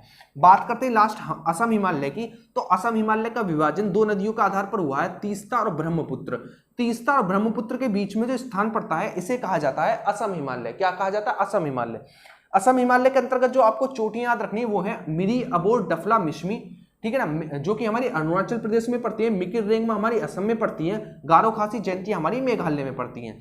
आपको याद रखना है नदियों के आधार पर विभाजन में तो ये हमारे हिमालय के अंतर्गत आती हैं, असम हिमालय के अंतर्गत, लेकिन ये हिमालय का हिस्सा नहीं है बल्कि झारखंड की राजमहल पहाड़ियों का हिस्सा है, जिसे हम शिलोंग पठार या फिर मेघालय के पठार के नाम से जानते हैं। ठीक है, तो ये थे हमारा हिमालय। अब हम अपना नेक्स्ट टॉपिक शुरू करेंगे, तो आप अच्छे से वीडियो को एंड तक देखते रहिए, अपना कॉन्फिडेंस बिल्डअप करिए, अपनी नॉलेज बढ़ाइए, ठीक है ना, अपने अंदर एक शिक्षक की, एक टीचर की भूमिका पैदा करिए, ना कि एक स्टूडेंट बनकर रहिए, ठीक है ना। एक बार आप सोचकर बैठिए कि मुझे दूसरे को पढ़ाना है, तो आप देखना आप नॉर्मल से ज्यादा सीखेंगे, ठीक है ना। तो उसी प्रकार पढ़ना है और किसी से बहस नहीं करनी है, बल्कि अपनी नॉलेज बिल्डअप करनी है। आपको बहस करने की जरूरत नहीं पड़ेगी किसी से भी, जब आपकी नॉलेज बिल्डअप हो जाएगी। मुझे पता है कि बहुत बड़े बड़े चैनल हैं जो पढ़ाते हैं, लेकिन आपने देखा होगा वो कभी भी कंसेप्ट पर नहीं जाते हैं। कभी 100 क्वेश्चन, कभी 50 क्वेश्चन, ठीक है ना, कभी कुछ चालू कर दिया, कभी कुछ चालू कर दिया। बच्चे के दिमाग का पागल हुआ पड़ा है, उसका क्या हो गया। कभी एनसीईआरटी क्लास शुरू कर दी, ठीक है ना, कभी 50 क्लास कराकर फिर एक से चालू कर दिया, तो उसका हिस्सा ना बने। सिलेबस को सटीक तरीके से, एक स्टूडेंट की तरीके से और एक एग्जाम रिलेवेंट तरीके से खत्म करिए, ना कि उन क्लासों का, उनके रिव्यू का, उनके वॉच टाइम का हिस्सा बनिए, ठीक है। उनके व्यू का हिस्सा ना बने, उनके पैसे का हिस्सा ना बने, बल्कि अपना हिस्सा बने, अपनी पढ़ाई खुद से करें, एक तरीके से करें। ऐसा ना हो आप 50 क्लास कहीं और से की, 50 क्लास करने के बाद उन्होंने फिर से एक क्लास से चालू कर दिया, आप फिर से एक क्लास से लग गए, फिर उन्होंने 60 क्लास कराई, फिर एक क्लास से चालू कर दिया, आप फिर एक क्लास से लग गए। उसका हिस्सा ना बने। अच्छे से सिलेबस कवर करें, बेसिक करें, ठीक है, बेसिक पर ध्यान दें। एग्जाम में हमेशा कंसेप्ट पूछे जाते हैं, ये ध्यान रखना। एग्जाम कभी भी हार्ड नहीं बनेगा, नॉर्मल बनता है। यदि आपके कंसेप्ट डेवलप हैं तो आप जीएस में इतना अच्छा अटेम्प्ट करके आएंगे कि यकीन नहीं मान सकते आप, ठीक है ना। एसएससी जीडी का पेपर हुआ था मेरा, मुझे याद है उसमें मेरे 24 मार्क्स से आउट ऑफ 25। किसके आधार पर? क्योंकि मेरे कंसेप्ट डेवलप थे, मैंने रट्टा नहीं मारा था, ना ही मैंने किसी की 100 क्लास की थी, ना 125 क्लास की थी, बल्कि मैंने एनसीईआरटी और बुक्स पढ़ के अपने कंसेप्ट डेवलप किए थे, ठीक है। तो आपको भी अपने कंसेप्ट डेवलप करने हैं। अगर वीडियो अच्छी लग रही हो तो वीडियो को अभी लाइक कर देना और कमेंट में जरूर बताना, ठीक है, चैट में नहीं, कमेंट में बताना। नीचे चैट के नीचे कमेंट का ऑप्शन होगा, उसमें बताना कि वीडियो आपको कैसी लगी, ठीक है। अब हम शुरू करते हैं अपना नेक्स्ट टॉपिक, जिसके अंतर्गत हम पढ़ने वाले हैं क्या चीज? जनजातियां और हमारी झीलें। उसके बाद हम पढ़ेंगे भारत के दर्रों को, ठीक है। इसी प्रकार पढ़ते रहेंगे, आप बने रहिए। आइए अब अपना नेक्स्ट टॉपिक शुरू करते हैं। आइए अब हम शुरू करते हैं झीलें और अपनी जनजातियों कंप्लीट करते हैं। बड़ी डिटेल में अच्छे से कवर करेंगे। देखिए आप अच्छे से डिटेल में पढ़ें। कुछ स्टूडेंट ऐसे होते हैं उन्हें आदत हो जाती है रुकी हुई चीज़ों को ही पढ़ने की, यानी जहाँ तक सीमित है वहीं तक पढ़ना, आगे का कुछ सोचना नहीं, ठीक है। लेकिन आपको ऐसा नहीं करना है। यदि मैं आपको पढ़ा रहा हूँ तो आप इससे भी ऊपर पढ़ने की कोशिश करें, चाहे वो यहाँ से करें चाहे कहीं और से करें, लेकिन इससे आगे बढ़ने की कोशिश करें। ऐसा ना हो आप यहीं रुके हुए हैं और इससे पीछे और जा रहे हैं, नहीं, इससे ऊपर आपको जाना है। जो मैंने बताया वो तो कम से कम होना ही चाहिए, बल्कि इससे ऊपर भी आपको पढ़ना है, ठीक है। तो आइए अब हम शुरू करते हैं भारत की जनजातियां। भारत की जनजातियां, सबसे पहले समझिए जनजातियां क्या होती हैं। देखिए जो अपनी संस्कृति और अपने पूर्वजों के प्रचलन पर चल रही हैं वही जनजातियां हैं। जो प्रकृति के प्रति बहुत ही सहज हैं, यानी प्रकृति की रक्षा करती हैं, ठीक है ना, पशुपालन करती हैं, ठीक है, और दूध और अपना भेड़ बकरियों पर अपना जीवन यापन करती हैं, ठीक, प्रकृति की रक्षा करती हैं। ये सभी हैं हमारी जनजातियां, ठीक है ना। जनजातियां हमेशा प्रकृति से प्रेम करती हैं और उनकी रक्षा करने की पूरी पूरी कोशिश करती हैं। यही कारण है कि हमारे बायोस्फीयर रिजर्व हो चाहे नेशनल पार्क हो, उसमें आम आदमी को तो परमिशन लेनी पड़ती है, चाहे वन विभाग हो, चाहे डीएम हो, चाहे एसडीएम हो, उससे फोटोशूट के लिए भी परमिशन लेनी पड़ती है, लेकिन जनजातियों को कोई भी परमिशन लेनी नहीं पड़ती है। इसका कारण ये है कि जनजातियां कभी भी प्रकृति को नुकसान नहीं पहुंचाती हैं, ठीक है ना। उनका कभी भी मकसद ये नहीं होता है प्रकृति को नुकसान पहुंचाया जाए, क्योंकि प्रकृति ही उनका घर है, ठीक है। खाने के लिए प्रकृति से मिल रहा है, पीने के लिए प्रकृति से मिल रहा है, रहने के लिए प्रकृति दे रही है, तो वो कभी भी प्रकृति को हानि नहीं पहुंचा सकते हैं, ठीक है। लेकिन हम जैसे लोग प्रकृति को बहुत ज्यादा हानि पहुंचाते हैं। इसी कारण जो जनजातियां हैं वो हमसे डरती हैं। क्यों डरती हैं? क्योंकि हम प्रकृति को हानि पहुंचाते हैं और प्रकृति जो है जनजातियों का घर है। इसी वजह से जो हमारी जनजातियां वो आम आदमियों से डरती हैं, ठीक है। तो आप समझ चुके होंगे हमारी जनजातियां क्या चीज है। आइए हम राज्यवार देख लेते हैं कौन कौन सी जनजाति कहां कहां पाई जाती है और उनके बारे में कुछ विशेषताओं पर भी बात करते चलेंगे साथ के साथ मैं ये बताता चलूंगा कि प्रीवियस ईयर क्वेश्चन किस प्रकार पूछे जा सकते हैं और पूछे गए हैं, ठीक है। उससे पहले हम देख लेते हैं कुछ वर्ड हैं, जैसे कि हमारा पाहन। पाहन पाहन का मतलब है कि हमारी जनजातियां जो हैं उनके धार्मिक पुरुष को, जनजातियों के धार्मिक पुरुष को पाहन कहा जाता है। जैसे कि आज के समय पर हमारे घरों में पंडित होते हैं, उसी प्रकार जनजातियों में जो पाहन होता है वो धार्मिक पुरुष यानी पंडित होता है। बात करें ठक्कर बप्पा, तो ठक्कर बप्पा हम जो जनजातियां हैं उनके मसीहा हैं। मसीहा मतलब जिन्होंने अपना कुछ बलिदान दिया हो। जैसे कि आप अपनी जनजाति में अपने उसमें देखिए, जो आपकी कास्ट हो उसमें भी कोई ना कोई ऐसा महान शासक रहा होगा जिसने आपके लिए मतलब आपकी जनजाति के लिए कुछ बड़ा किया होगा। तो उसी प्रकार जो ठक्कर बप्पा थे उन्होंने बलिदान दिया जनजातियों के लिए, उनके लिए लड़ाइयां की, इसीलिए ठक्कर बप्पा को जनजातियों का मसीहा कहा जाता है। किसका? जनजातियों का मसीहा कहा जाता है ठक्कर बप्पा को। बात करें नेक्स्ट अफ्रीका। अफ्रीका महाद्वीप को जनजातियों का महाद्वीप कहा जाता है। इसका कारण यह है कि अफ्रीका महाद्वीप में सर्वाधिक जनजातियां पाई जाती हैं। अफ्रीका महाद्वीप में सर्वाधिक जनजातियां पाई जाती हैं। आइए अब हम राज्यवार देख लेते हैं कि कौन कौन सी जनजाति कहां कहां पाई जाती है। जैसे कि गुज्जर जनजाति। कौन सी? गुज्जर जनजाति हमारी जम्मू कश्मीर में पाई जाती है। गुज्जर जनजाति हमारी जम्मू कश्मीर में पाई जाती है और यह एक सपेरा जनजाति है। तो क्वेश्चन पूछा जाएगा जम्मू कश्मीर की कौन सी जनजाति सपेरा जनजाति है, तो आपका आंसर होगा वो है गुज्जर जनजाति, ठीक है। जम्मू कश्मीर की सपेरा जनजाति है। नेक्स्ट हम बात करते हैं जद्दा, बक्करवाल, गद्दी और किन्नौर, ठीक है ना। गद्दी, बक्करवाल, जद्दा और किन्नौर ये पाई जाती है हमारी हिमाचल प्रदेश में। कहां पर? हिमाचल प्रदेश में। यदि बात करें हम किन्नौर, जद्दा, गद्दी और बक्करवाल, अधिकतर ये चारों जनजातियां जो है ये हमारी भेड़ व बकरी पालन करती हैं, ठीक है ना। भेड़ व बकरी पालन करती हैं। तो पूछ सकता है कि हमारी निम्नलिखित में से कौन सी भेड़ व बकरी पालन करती है, तो आपका आंसर होगा जद्दा, बक्करवाल, ठीक है ना, गद्दी और किन्नौर ये हमारी बकरी का पालन करती है, ठीक है। उसके बाद हम नेक्स्ट आते हैं मीणा, गरसिया, कालबेलिया। मीणा, गरसिया, कालबेलिया ये हमारी राजस्थान में पाई जाती हैं। राजस्थान में सर्वाधिक जो जनजाति पाई जाती है वो है मीणा जनजाति। कौन सी? मीणा जनजाति। यदि बात करें कालबेलिया जनजाति की, तो कालबेलिया जनजाति एक सपेरा जनजाति है। कैसी है? सपेरा जनजाति है, ठीक है ना। कालबेलिया जनजाति एक सपेरा जनजाति है, ठीक है।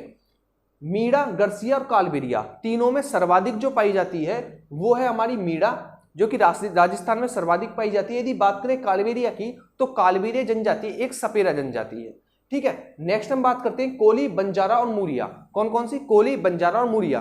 कोली, बंजारा और मुरिया मुख्य रूप से गुजरात में पाई जाती हैं। कहां पर? गुजरात में पाई जाती हैं। कोली बहुत बार पूछी गई जनजाति है और मीणा की तो हद ही नहीं है, इतनी बार पूछी गई जनजाति है। कौन सी? मीणा, ठीक है ना। मीणा कुछ मात्रा में हमारी गुजरात में भी पाई जाती है, लेकिन अधिक की बात करें तो अधिक हमारी राजस्थान में पाई जाती है, ठीक है ना। और गुजरात से आपको याद रखनी कोली, बंजारा और मुरिया। अगर बात करें सर्वाधिक फेमस कौन सी है गुजरात की, तो वो है कोली जनजाति। कौन सी? कोली जनजाति। उसके बाद हम बात करते हैं कोल, भील, लंबाडा, बैगा, सहरिया। कोल, भील, लंबाडा, बैगा, सहरिया। कोल, भील, लंबाडा, बैगा, सहरिया में ये हमारी मुख्य रूप से एमपी यानी मध्य प्रदेश में पाई जाती है। कहां पर? मध्य प्रदेश में पाई जाती है, ठीक है ना।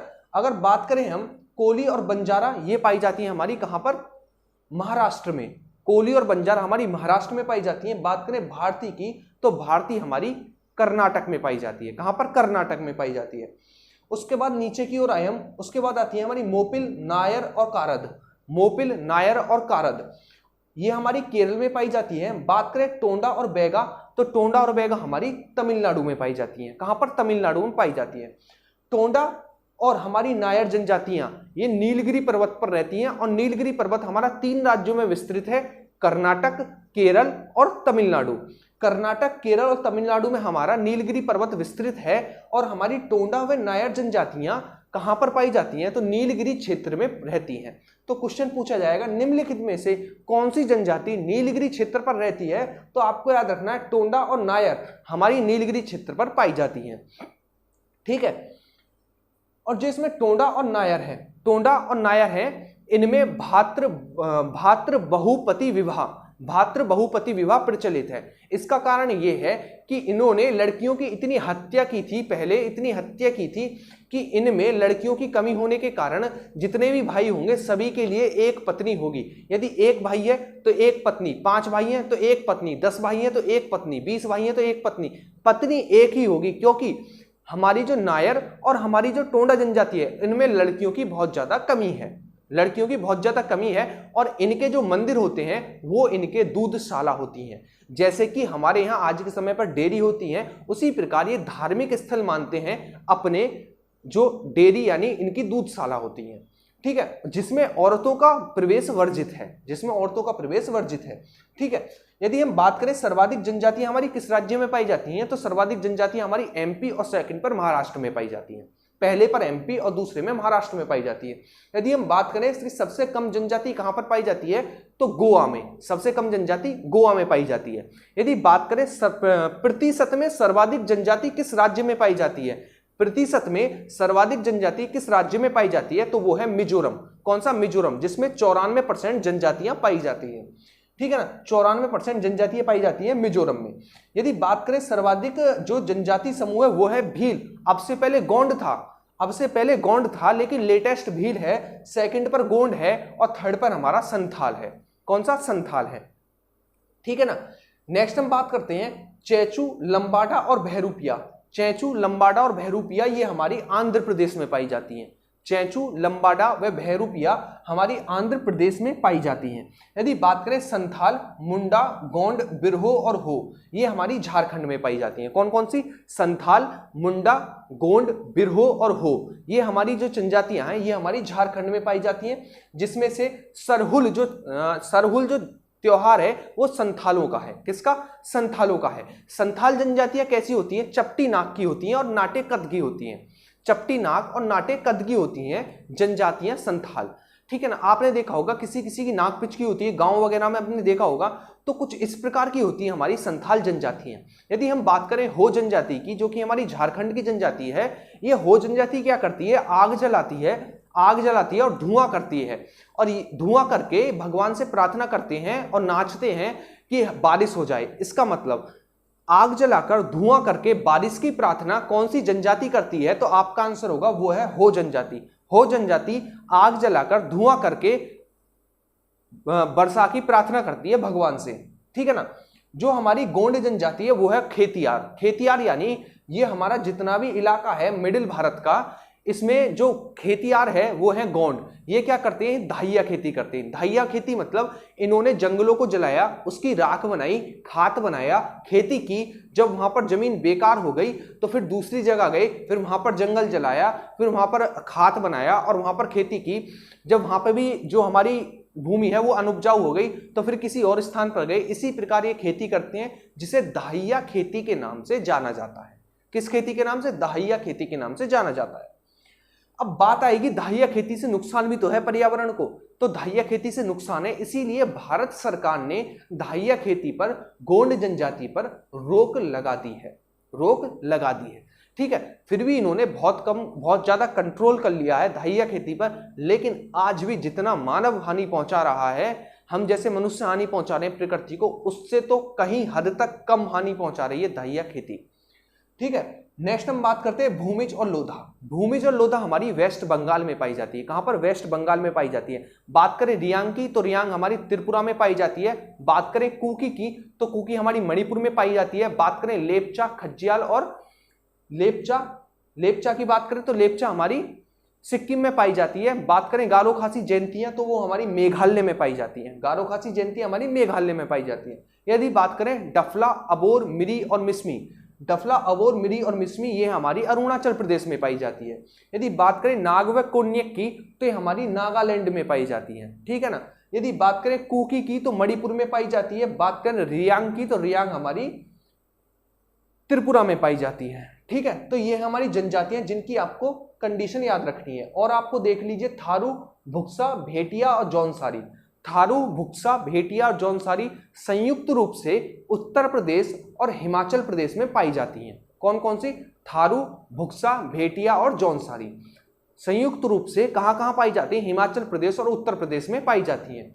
देखिए थारू जनजाति की खास विशेषता है कि दिवाली को शोक के रूप में बनाती है। ठीक है। आपने इतना ही पढ़ा होगा और इतना ही सीमित छोड़ दिया होगा, लेकिन इसके पीछे रीजन क्या है? देखिए ये थारू जो है दिवाली को शोक के रूप में इसलिए मनाती हैं, जहां पर पूरी दुनिया एक खुशी मनाती है दिवाली के रूप में, उसी समय ये अपने पूर्वजों को याद करते हैं।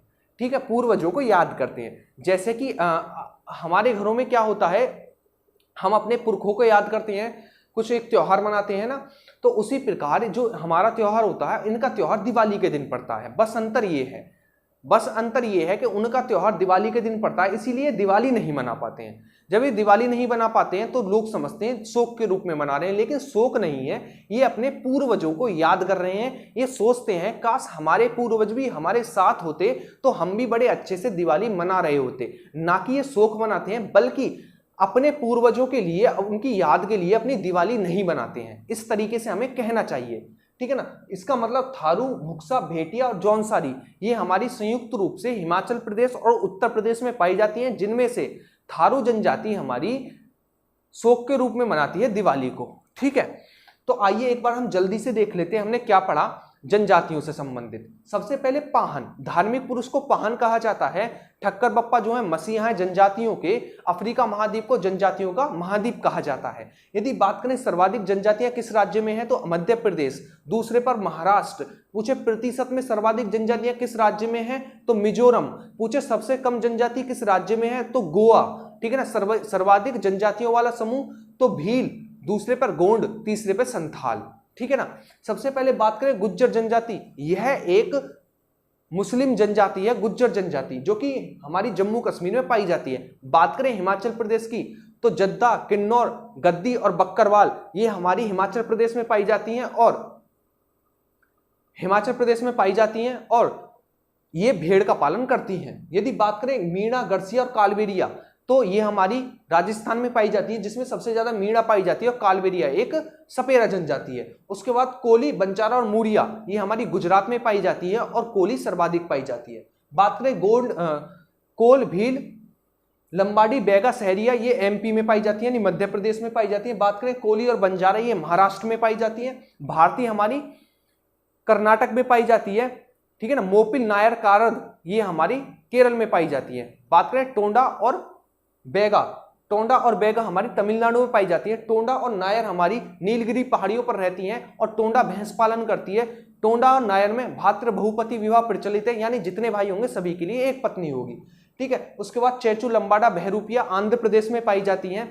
बात करें हम किसकी, बात करें हम झारखंड की तो संथाल, मुंडा, बिरहो, हो और गोंड। ठीक है। ये हमारी कहां पर पाई जाती है, ये हमारी झारखंड में पाई जाती है, जिसमें से संथाल जो है इनका जो प्रमुख त्योहार है वो है सरहुल। बात करें घो की तो आग जलाकर पूजा करती हैं ताकि वर्षा हो सके। बात करें भूमिज और लोधा ये वेस्ट बंगाल में पाई जाती है। कुकी हमारी मणिपुर में पाई जाती है। रियांग हमारी त्रिपुरा में पाई जाती है। डफला, अबोर, मिरी और मिसमी हमारी अरुणाचल प्रदेश में पाई जाती है। लेपचा हमारी सिक्किम में पाई जाती है। ठीक है ना। गारो खासी जयंतियां हमारी मेघालय में पाई जाती हैं। ठीक है। नाग व कोन्यक नागालैंड में पाई जाती है। ठीक। ये हमारी कुछ जनजातियां हैं जो मुख्य रूप से भारत के विभिन्न क्षेत्रों पर फैली हुई हैं।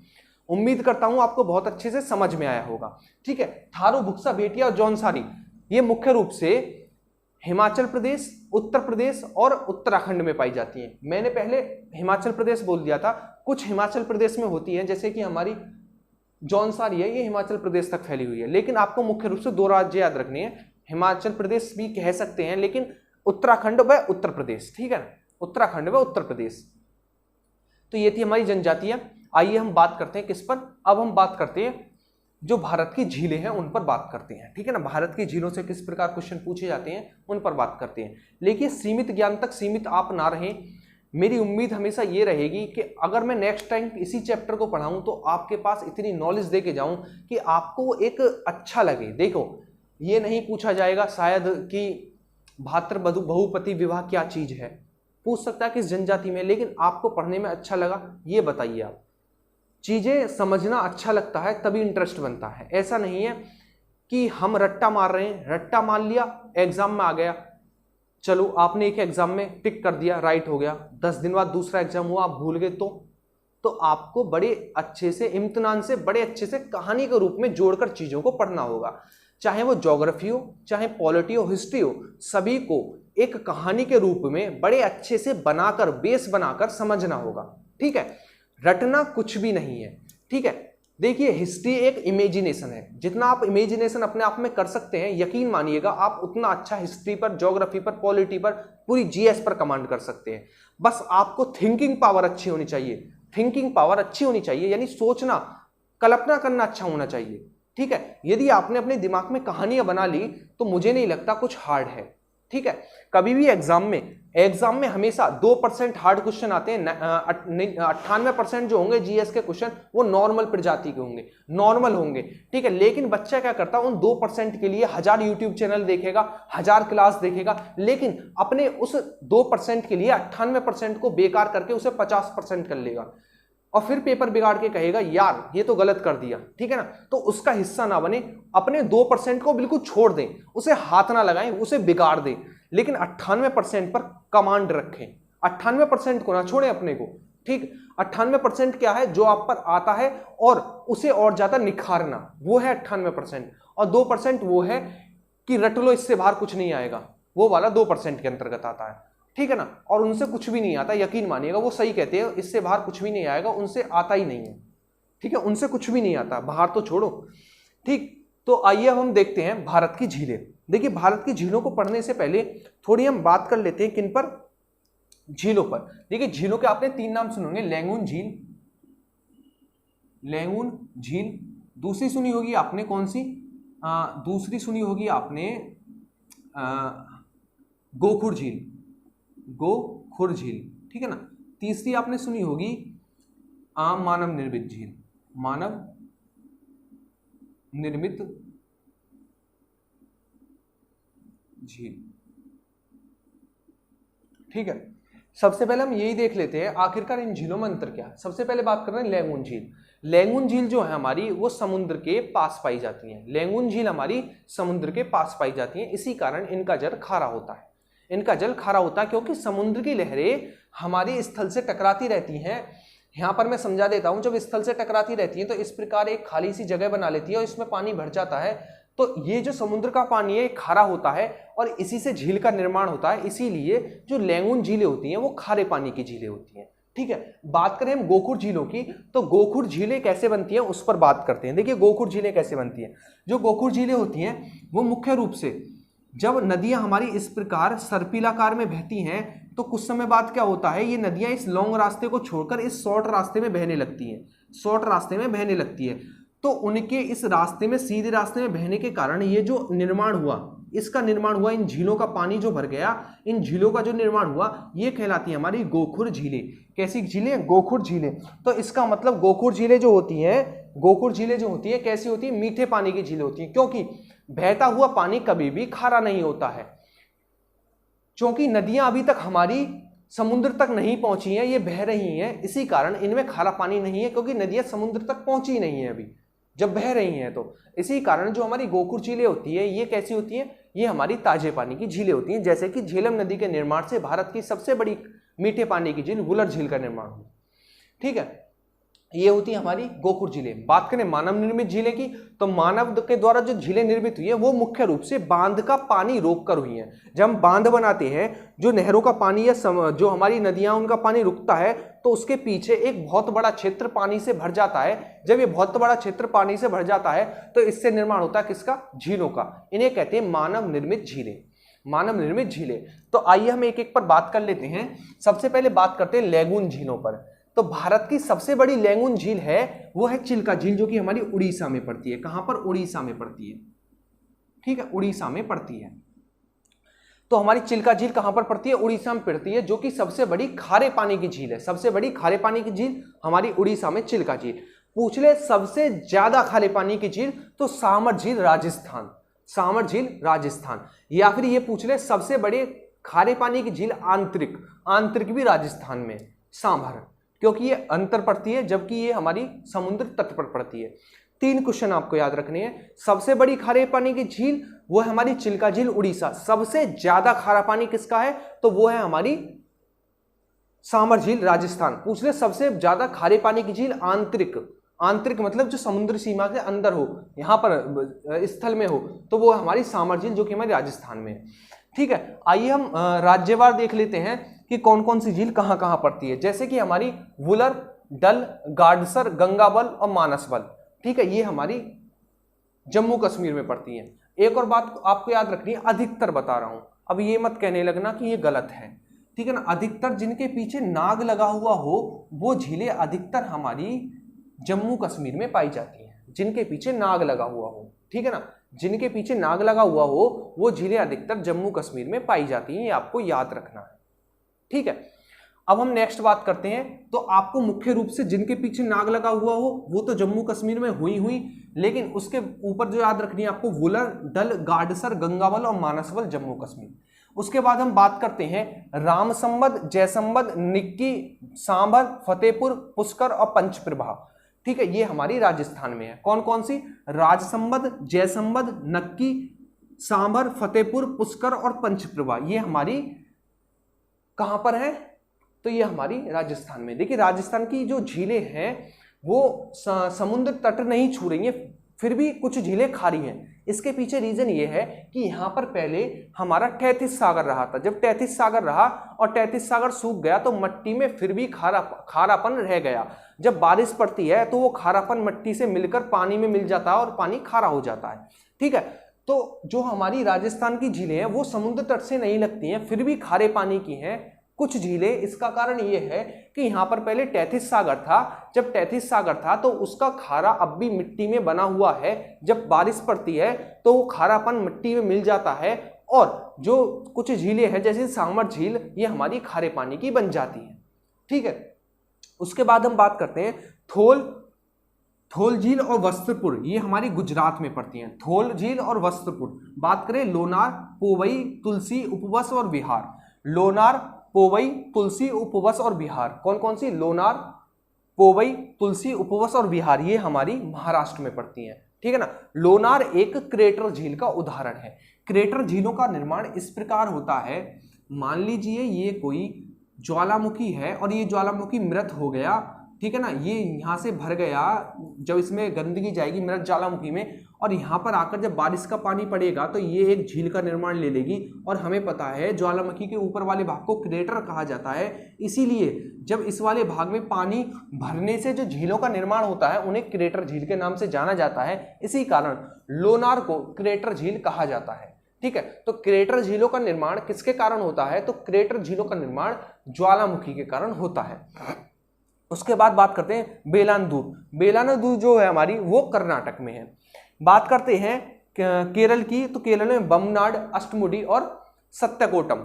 सत्यकोटम भी है एक, ठीक है ना। तो आपको मुख्य रूप से दो याद रखनी है, बेमनाड और अष्टमुडी। देखिए जो हमारी लैगून झीलें हैं उन्हें केरल में कयाल कहा जाता है। केरल में कयाल कहा जाता है लैगून झीलों को। लैगून झीलें जो है उन्हें कयाल कहा जाता है केरल में। कहां पर? केरल में उन्हें कयाल कहा जाता है। ठीक है, ये आपको याद रखना। बात करते हैं तमिलनाडु की, तो कोडाईकनाल, कालीवेली, सोलावरम और एमरोल्ड। ठीक है ना। कौन कौन सी? कोडाइकनाल, कालीवेली, सोलावरम और एमरोल्ड जो है ये हमारी तमिलनाडु में पड़ती हैं। कहां पर? तमिलनाडु में पड़ती है। कोडाइकनाल एक पर्यटन स्थल भी है तमिलनाडु में, ठीक है ना। कोडाइकनाल एक पर्यटन स्थल भी है पालनी पहाड़ियों पर, कहां पर? तमिलनाडु में। बात करें हम कोलेरू और पुलिकट, तो कोलेरू और पुलिकट हमारी आंध्र प्रदेश में पड़ती हैं। कहां पर? आंध्र प्रदेश में पड़ती हैं। नेक्स्ट हम बात करें हुसैन सागर और नागार्जुन सागर, ये मानव निर्मित झीलें हैं जो कि हमारी तेलंगाना में पड़ती हैं। कहां पर? तेलंगाना में। यदि बात करें चिल्का, तो चिल्का हमारी उड़ीसा में पड़ती है। बात करें उमियाम, तो उमियाम हमारी मेघालय में पड़ती है। बात करें लोकटक, तो लोकटक हमारी मणिपुर में पड़ती है। और लोकटक झील पर ही भारत का एकमात्र तैरता हुआ राष्ट्रीय उद्यान केबुल लामजाओ, केबुल लामजाओ, कौन सा? केबुल लामजाओ कहां पर स्थित है? तो लोकटक झील मणिपुर में स्थित है। भारत का एकमात्र तैरता हुआ राष्ट्रीय उद्यान ग्रुप डी और एसएससी, ठीक है, एनटीपीसी सभी में पूछा गया क्वेश्चन है, तो आपको याद रखना है। ठीक, अब बात करते हैं चबूडी। चबूडी हमारी असम में पड़ती है। आपको जो हमारी सिक्किम है उससे जो झीलों के नाम याद रखें वो है खज्जियापाली, चोलाहमू और सोंगमा। खज्जियापाली, चोलाहमू और सोंगमा हमारी सिक्किम में पड़ती हैं। ठीक है, बात करें भृगु, मच्छियाल और रेणुका, ये हमारी कहां पर पड़ती हैं? हिमाचल प्रदेश में पड़ती हैं। बात करें नैनीताल, रूपकुंड और सत्ताताल, ये हमारी उत्तराखंड में पड़ती है। जिनके पीछे नाग लगा हुआ हो वो हमारी जम्मू कश्मीर में, और जिनके पीछे ताल लगा हुआ हो वो अधिकतर उत्तराखंड और हिमाचल प्रदेश में पाई जाती है। ठीक है, ये चीजें आपको याद रखनी है। अब बात करते हैं मानव निर्मित झीलों पर। ठीक है ना, मानव निर्मित झीलों का जो निर्माण होता है वो किससे होता है? जब मानव नहरों और नदियों का पानी रोकता है तो उसके पीछे बहुत बड़ा क्षेत्र जलमग्न हो जाता है, जिससे कि किसका निर्माण होता है? झीलों का निर्माण होता है। इन्हें ही मानव निर्मित झीलें कहा जाता है। जैसे कि सबसे बड़ी मानव निर्मित झील है वो है गोविंद सागर झील। कौन सी? गोविंद सागर झील है जो कि सतलज नदी पर हिमाचल प्रदेश में है। ठीक है, बात करें स्टैनले झील, तो वो कावेरी नदी का जल रोककर बनाई गई है। बात करें गांधी सागर, प्रताप सागर और जवाहर सागर, ये चंबल नदी पर हैं, जिनमें से गांधी सागर हमारी एमपी में और प्रताप सागर और जवाहर सागर हमारी मध्य प्रदेश में पड़ती हैं। कहां पर? मध्य प्रदेश में पड़ती हैं। तो ये चीजें आपको याद रखनी है, किससे? झीलों से। तो एक बार हम बहुत तेजी से रिवीजन कर लेते हैं हमने क्या पढ़ा। ठीक है ना, सबसे पहले हमने पढ़ा कि झीलें क्या होती हैं। ठीक है, तो हमने सबसे पहले पढ़ा था लेंगुन झील। लेंगुन झील समुद्र तट के पानी से लगी हुई होती है, इसी कारण खारी होती है। बात करें हम किसकी? बात करें हम गोकुर झीलों की, तो गोकुर झीलें जो होती हैं वो ताजे पानी की होती हैं, क्योंकि ये जब नदियां बहती हैं उनके निर्माण से होती है इनका निर्माण। ठीक है ना, उनके बहने से, इसलिए ताजे पानी की होती हैं। भारत की सबसे बड़ी ताजे पानी की झील वुलर झील, जो कि हमारी जम्मू कश्मीर में है। तो जम्मू कश्मीर से आपको याद रखनी है वुलर, डल, गाडसर, गंगाबल और मानसबल, ये हमारी पड़ती है जम्मू कश्मीर में। राजसंबंध, जयसंबंध, निक्की, सांबर, फतेहपुर, पुष्कर और पंचप्रभा ये पड़ती है हमारी कहां पर? राजस्थान में। थोल झील और वस्तुपुर हमारी गुजरात में पड़ती हैं। लोनार, कोवई, तुलसी, उपवस और बिहार ये हमारी महाराष्ट्र में पड़ती हैं। बेलांदूर हमारी कर्नाटक में, बेमनाड और अष्टमुडी हमारी केरल में पड़ती है। केरल में खारे पानी की झीलों को कयाल कहा जाता है। कोडाइकनाल जो कि एक पर्यटन स्थल भी है पालनी पहाड़ी पर, कालीवेली, सोलावरम और एमरोल्ड ये हमारी तमिलनाडु में पड़ती हैं। कोलेरू और पुलिकट ये हमारी आंध्र प्रदेश में पड़ती हैं। हुसैन सागर, नागार्जुन सागर जो कि मानव निर्मित झीलें हैं ये हमारी तेलंगाना में पड़ती हैं। बात करें चिल्का की, तो ये हमारी उड़ीसा में पड़ती है। उमियाम हमारी मेघालय में पड़ती है। लोकटक हमारी मणिपुर में पड़ती है। और लोकटक पर ही भारत का एकमात्र तैरता हुआ राष्ट्रीय उद्यान केबुल लामजाओ स्थित है। ठीक है, चबूडी हमारी असम में पड़ती है और खज्जियापाली, चोलाहमू और सोंगमा हमारी सिक्किम में पड़ती हैं। कहां पर? सिक्किम में पड़ती हैं। ठीक है, भृगु, मच्छियाल और रेणुका, भृगु, मच्छियाल, रेणुका हमारी हिमाचल प्रदेश में पड़ती हैं। नैनीताल, रूपकुंड और सत्ताताल ये हमारी उत्तराखंड में पड़ती हैं। ठीक है, तो ये थी हमारी जनजातियां और हमारी जो कुछ झीलें हैं उनसे संबंधित कुछ बातें। ठीक है, आपको कैसी लग रही है वीडियो, साथ ही साथ आप कमेंट में जरूर बताते रहें और लगातार कमेंट करके बताते रहें यदि वीडियो अच्छी लग रही है तो। ठीक है, रात को लाइव आया करें, हम एमसीक्यू लगाते हैं और दिन में हम पढ़ते हैं कंसेप्ट पढ़ते हैं। इसी प्रकार हम अच्छे से हमारा जो मेन टारगेट है आपकी जीएस को इतना बूस्ट अप कर देना है कि आप नहीं हम भी जाने जाएं, हम जाने जाएं आपके थ्रू और आप जाने जाएं हमारे थ्रू। ऐसा हमारा उद्देश्य है, आपके कंसेप्ट डेवलप करना जीएस पर, ब्रांड बना देना है अपने आप को भी और तुमको भी, किसमें, जीएस में। आने वाले टाइम में डिसलाइक वाले आते रहेंगे और लाइक वाले भी आते रहेंगे लगातार, आपको नहीं रुकना, आपको लगातार पढ़ते रहना है। कुछ लोग होते हैं जिन्हें बहुत दुख होता है कि हमने इतना पैसा खर्च करके हम क्या पढ़ रहे हैं और यहाँ पर फ्री में मिल रहा, तो वो दुखी होते हैं, ठीक है, तो वो डिसलाइक भी करते हैं, एक दो होते हैं, ठीक है, उन पर नहीं जाना है, लेकिन आपको लगातार अपनी मेहनत करते रहना है। आप अपना निखार देखेंगे जब आप एमसीक्यू लगाएंगे प्रीवियस ईयर, ठीक है, और एमसीक्यू लगाने में यकीन मानिएगा आप सभी बहुत ही अच्छे हैं। जब मैं टेस्ट लेता हूं आपका बहुत अच्छा रेस्पॉन्स भी रहता है, ठीक है, उसी प्रकार बना रहना चाहिए एमसीक्यूज पर, ठीक है। संडे को सुबह 10 बजे मैं एमसीक्यू लेकर आऊंगा, पूरी मॉडर्न इंडिया पर मैराथन क्लास होगी, आप उसे कंप्लीट करना, यकीन मानिएगा उसे करने के बाद आप में एक इतना तगड़ा कॉन्फिडेंस डेवलप होगा कि आप सोच नहीं सकते। पूरा मॉडर्न इंडिया हम एमसीक्यू के थ्रू करेंगे बड़े अच्छे से कवर, ठीक है। तो आपको आना है, लगातार अपनी मेहनत करते रहना है, एग्जाम के लिए अभी टाइम है, अपनी मेहनत को बहुत ज्यादा बूस्ट अप कीजिए, ठीक है। तो आपको वीडियो कैसी लग रही है, वीडियो को एक तो बताना, दूसरा वीडियो को लाइक जरूर कर देना, ठीक है, और लगातार शेयर करते रहना, अपने भी जितने भी ग्रुप है उनमें शेयर करते रहना, ठीक है। आइए अब हम अपना नेक्स्ट टॉपिक शुरू करते हैं और उसके बाद हम आज की क्लास यहीं पर रोकते हैं। इस टॉपिक को खत्म करने के बाद जो हम नेक्स्ट टॉपिक लेने वाले हैं उसके बाद हम क्लास को रोकते हैं। इसी प्रकार हम मास्टर क्लास के थ्रू सिलेबस कवर करते रहेंगे, रिवीजन करते रहेंगे, ठीक है। तो आइए अब हम नेक्स्ट क्लास शुरू करते हैं।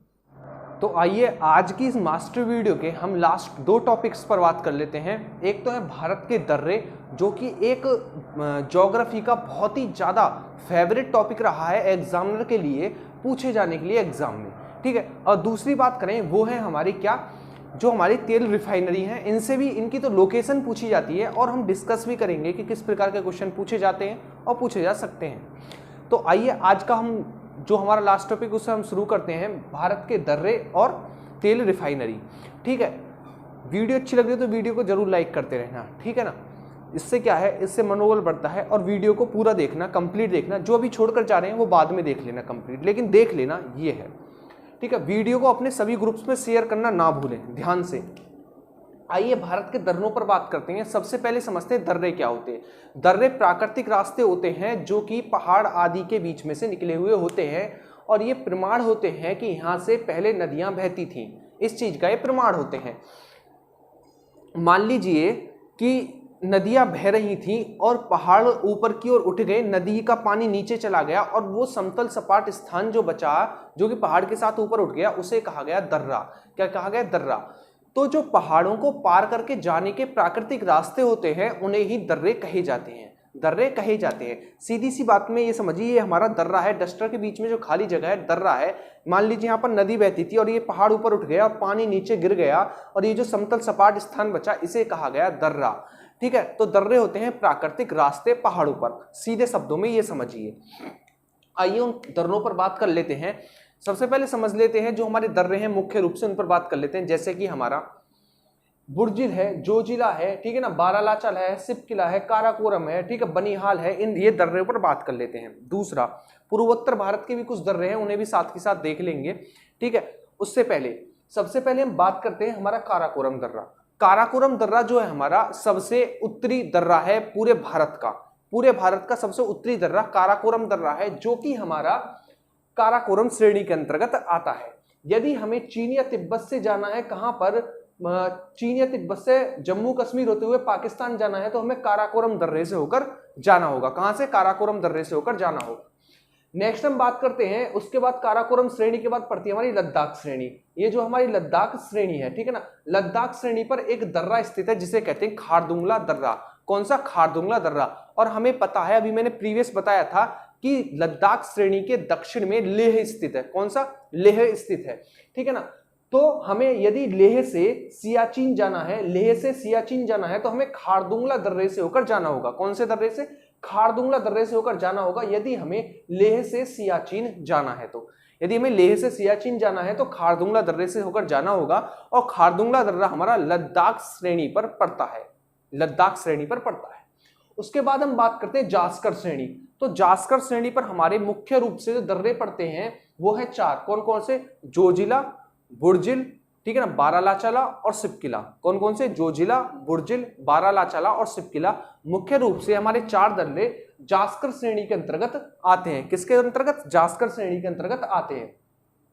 यदि हम बात करें, यदि हमें श्रीनगर से, ये हमारा श्रीनगर, ठीक है ना, एक बार मैं डिनोट कर देता हूं, ये है हमारा श्रीनगर, श्रीनगर, ठीक है ना। यदि हमें श्रीनगर से लेह जाना है, श्रीनगर से लेह जाना है तो हमें जोजिला दर्रे को पार करके जाना होगा। ये है हमारा जोजिला दर्रा। यदि हमें श्रीनगर से लेह जाना है तो हमें जोजिला दर्रे को पार करके जाना होगा। उसके बाद ये है पीर पंजाल, ये है धौलाधार, ये है मसूरी, नागतिब्बा, महाभारत, ठीक है। तो हमें यदि ये है हमारी धौलाधार, धौलाधार मुख्य रूप से कहां पर पड़ती है? मैंने बताया था, तो धौलाधार मुख्य रूप से पड़ती है हिमाचल प्रदेश में। तो हिमाचल प्रदेश की राजधानी शिमला और एक मंडी स्थान है। यदि हमें मंडी से लेह जाना है या फिर शिमला से लेह जाना है तो मंडी और शिमला ये 2 स्थान है, ये वाले मंडी और शिमला जो कि हमारे हिमाचल प्रदेश में पड़ते हैं। तो मंडी और शिमला से यदि हमें लेह जाना है तो हमें बारालाचाला दर्रे से होकर जाना होगा। किससे? बारालाचाला दर्रे।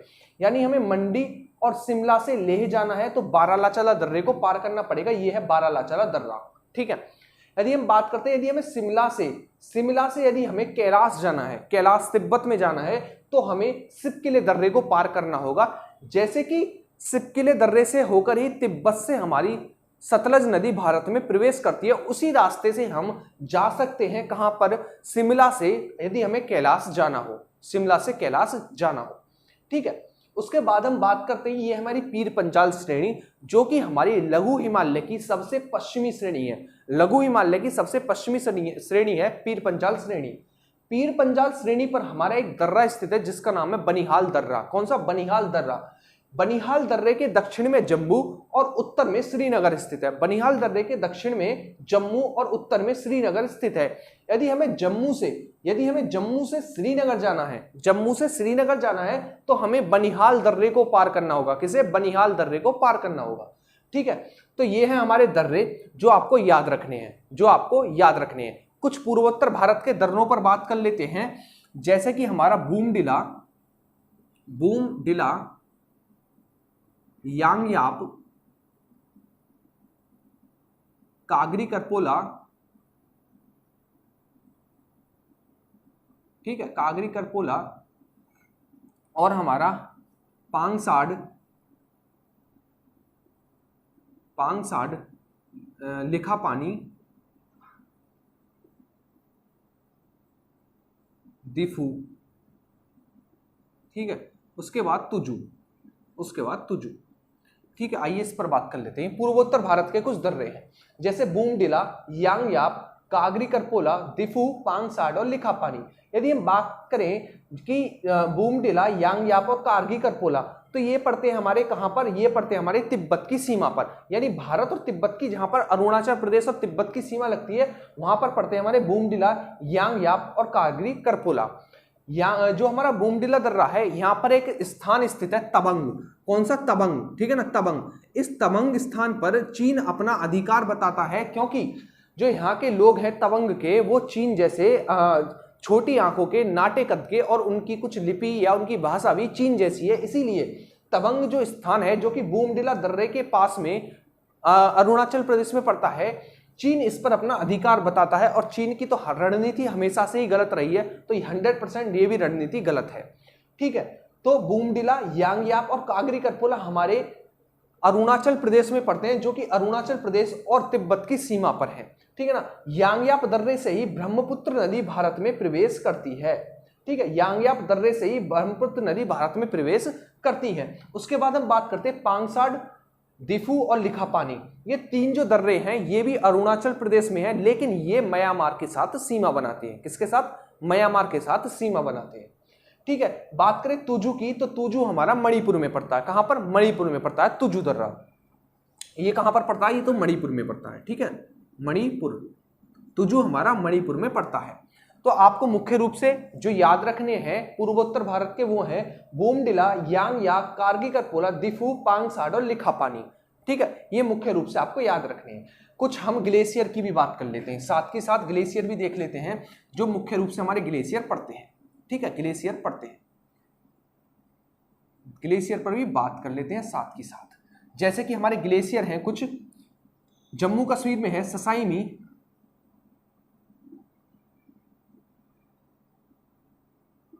सियाचिन, हिस्पर, बियाफो और बाल्टोरा। ठीक है, ये मुख्य रूप से हमारे ग्लेशियर हैं जो कि जम्मू कश्मीर में पड़ते हैं। ठीक है, जो कि जम्मू कश्मीर में पड़ते हैं। ठीक है, कौन कौन से? ससाइमी, सियाचिन, हिस्पर, बियाफो और बाल्टोरा। बात करें ससाइमी ग्लेशियर तो भारत का सबसे बड़ा ग्लेशियर है ससाइमी ग्लेशियर। बात करें सियाचिन ग्लेशियर तो सियाचिन ग्लेशियर से हमारी नुब्रा नदी निकलती है। कौन सी? नुब्रा नदी निकलती है। यदि भारतीय सेना को सियाचिन जाना है तो नुब्रा नदी को पार करके जाना पड़ता है। ठीक है ना, नुब्रा नदी को पार करके जाना पड़ता है। हिस्पर, बियाफो और बाल्टोरा ये सभी पड़ते हैं हमारे जम्मू कश्मीर में। तो आपको मुख्य रूप से जो याद रखनी है वो है ससाइमी, सियाचिन, हिस्पर, बियाफो और बाल्टोरा। ससाइमी ग्लेशियर भारत का सबसे बड़ा ग्लेशियर है। बात करें सियाचिन ग्लेशियर की तो सियाचिन ग्लेशियर से हमारी नुब्रा नदी निकलती है। यदि भारतीय सेना को सियाचिन जाना है तो नुब्रा नदी को पार करके जाना पड़ता है। ठीक है, हिस्पर, बियाफो और बाल्टोरा, ये 5 स्थान याद रखने हैं, 5 नाम याद रखने हैं। एक और ग्लेशियर है मिलाम ग्लेशियर। मिलाम, कौन सा? मिलाम, ये पड़ता हमारा उत्तराखंड में। मिलाम ग्लेशियर उत्तराखंड में। एक और ग्लेशियर है यूके में। ठीक है ना, एक और ग्लेशियर हमारा जेमू ग्लेशियर। कौन सा? जेमू, जो कि हमारा सिक्किम में पड़ता है। कहां पर? सिक्किम में पड़ता है जेमू ग्लेशियर। इस जेमू ग्लेशियर से तीस्ता नदी निकलकर जाकर ब्रह्मपुत्र में बांग्लादेश में मिलती है। जाकर ब्रह्मपुत्र में बांग्लादेश में मिलती है। तो आपको मुख्य रूप से याद रखना है कि जो हमारा मिलाम ग्लेशियर है वो उत्तराखंड में है और जेमू ग्लेशियर हमारा सिक्किम में है। सिक्किम में जेमू ग्लेशियर से तीस्ता नदी निकलती है और तीस्ता नदी ब्रह्मपुत्र की सहायक नदी है जो कि ब्रह्मपुत्र में जाकर बांग्लादेश में मिलती है। ठीक है, तो आपको मुख्य रूप से जो याद रखना है, एक बार रिकॉल करते हैं दर्रे और ग्लेशियर को। सबसे पहले हम दर्रों में पढ़ा काराकोरम दर्रा। काराकोरम दर्रा भारत का सबसे ऊंचा दर्रा है जो कि काराकोरम श्रेणी के अंतर्गत आता है। यदि चीन से जम्मू कश्मीर होते हुए पाकिस्तान जाना है तो हमें काराकोरम दर्रे को पार करके जाना होगा। यदि बात करते हैं उसके बाद हम कौन सा? खारदुंगला दर्रा। ये हमारा खारदुंगला दर्रा जो कि हमारा लद्दाख श्रेणी पर पड़ता है और लद्दाख श्रेणी के दक्षिण में हमारा लेह स्थित है। यदि हमें लेह से सियाचिन जाना है तो हमें खारदुंगला दर्रे को पार करके जाना होगा। खारदुंगला दर्रे को पार करके जाना होगा। नेक्स्ट हम बात करते हैं, यदि हमें श्रीनगर से लेह जाना है तो हमें जोजिला दर्रे को पार करके जाना पड़ेगा। जोजिला दर्रे को पार करके जाना पड़ेगा यदि हमें लेह से जाना है। कहां पर? यदि हमें श्रीनगर से लेह जाना है। ठीक है ना। यदि बात करें हमें शिमला और मंडी से लेह जाना है तो हमें बारालाचाला दर्रे को पार करना पड़ेगा। शिमला और मंडी से हमें लेह जाना है तो बारालाचाला दर्रे को पार करना पड़ेगा। यदि बात करें शिमला से हमें कैलाश जाना है तो सिपकिले दर्रे को पार करना पड़ेगा। इस सिपकिले दर्रे से ही हमारी सतलज नदी भारत में प्रवेश करती है। उसके बाद बात आती है किस पर? पीर पंजाल श्रेणी पर। पीर पंजाल श्रेणी हमारी जो है वो कहां पर है? वो हमारी लघु हिमालय की श्रेणी है, सबसे पश्चिमी। पीर पंजाल श्रेणी के दक्षिण में हमारा जम्मू और उत्तर में श्रीनगर स्थित है। यदि हमें जम्मू से श्रीनगर जाना है तो हमें किस दर्रे को पार करना पड़ेगा? बनिहाल दर्रे को। बनिहाल दर्रे पर ही हमारी जम्मू सड़क स्थित है और जम्मू सड़क पर ही हमारी जवाहर सुरंग स्थित है। ठीक है, उसके बाद हमने बात की कुछ दर्रे थे बूमडिला, यांगयाप, कारगी करपोला, जो कि हमारे तिब्बत और भारत की सीमा पर पड़ते हैं। बूमडिला दर्रे के पास में ही एक स्थान है तवंग, जिस पर चीन अपना अधिकार बताता है। उसके बाद हमने बात की दिफू पांगसाट लिखा पानी। दिफू पांगसाट लिखा पानी ये भी हमारे अरुणाचल प्रदेश में पड़ते हैं और ये हमारे म्यांमार की सीमा बनाते हैं। उसके बाद हमने बात की किस पर? तुजू। तुजू हमारा मणिपुर में पड़ता है। ठीक है, उसके बाद हमने बात की ग्लेशियर पर। ग्लेशियर में मुख्य रूप से ससाइमी, सियाचिन, हिस्पर, बियाफो और बाल्टोरा, ये आपको याद रखने हैं, जिसमें से ससाइमी भारत का सबसे बड़ा ग्लेशियर है। बात करें सियाचिन ग्लेशियर की तो सियाचिन ग्लेशियर हमारा कहां से सियाचिन ग्लेशियर से हमारी नुब्रा नदी निकलती है। यदि भारतीय सेना को सियाचिन जाना है तो उसे नुब्रा नदी घाटी से होकर गुजरना पड़ेगा। ठीक है, हिस्पर, बियाफो और बाल्टोरा, ये और नाम याद रखने हैं। नेक्स्ट हम बात करें मिलाम ग्लेशियर। तो मिलाम जो ग्लेशियर है वो उत्तराखंड में है। नेक्स्ट याद रखना जेमू ग्लेशियर। जेमू ग्लेशियर से हमारी तीस्ता नदी निकलती है और तीस्ता नदी जेमू ग्लेशियर से निकलने के बाद ब्रह्मपुत्र में जाकर बांग्लादेश में मिलती है। ठीक है। ब्रह्मपुत्र नदी यांगयाप दर्रे से भारत में प्रवेश करती है, यांगयाप दर्रे से भारत में प्रवेश करती है।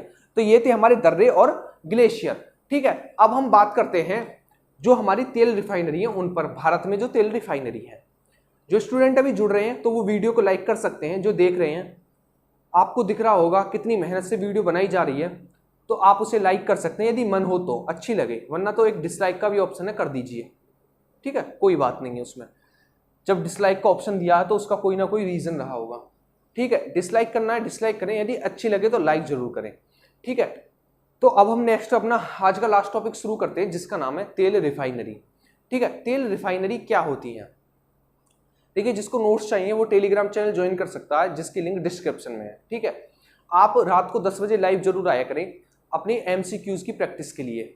कल यानी संडे को मैं सुबह 10 बजे से मैराथन लेकर आ रहा हूं, जिसके अंतर्गत हम क्या करेंगे, जिसके अंतर्गत हम मॉडर्न इंडिया को कंप्लीट करेंगे एमसीक्यू के थ्रू। तो आपको लाइव जरूर आना है, चाहे नेट पैक रिचार्ज दोबारा कराना पड़े, लेकिन लाइव जरूर आना है यदि आपको मॉडर्न इंडिया को कंप्लीट करना है।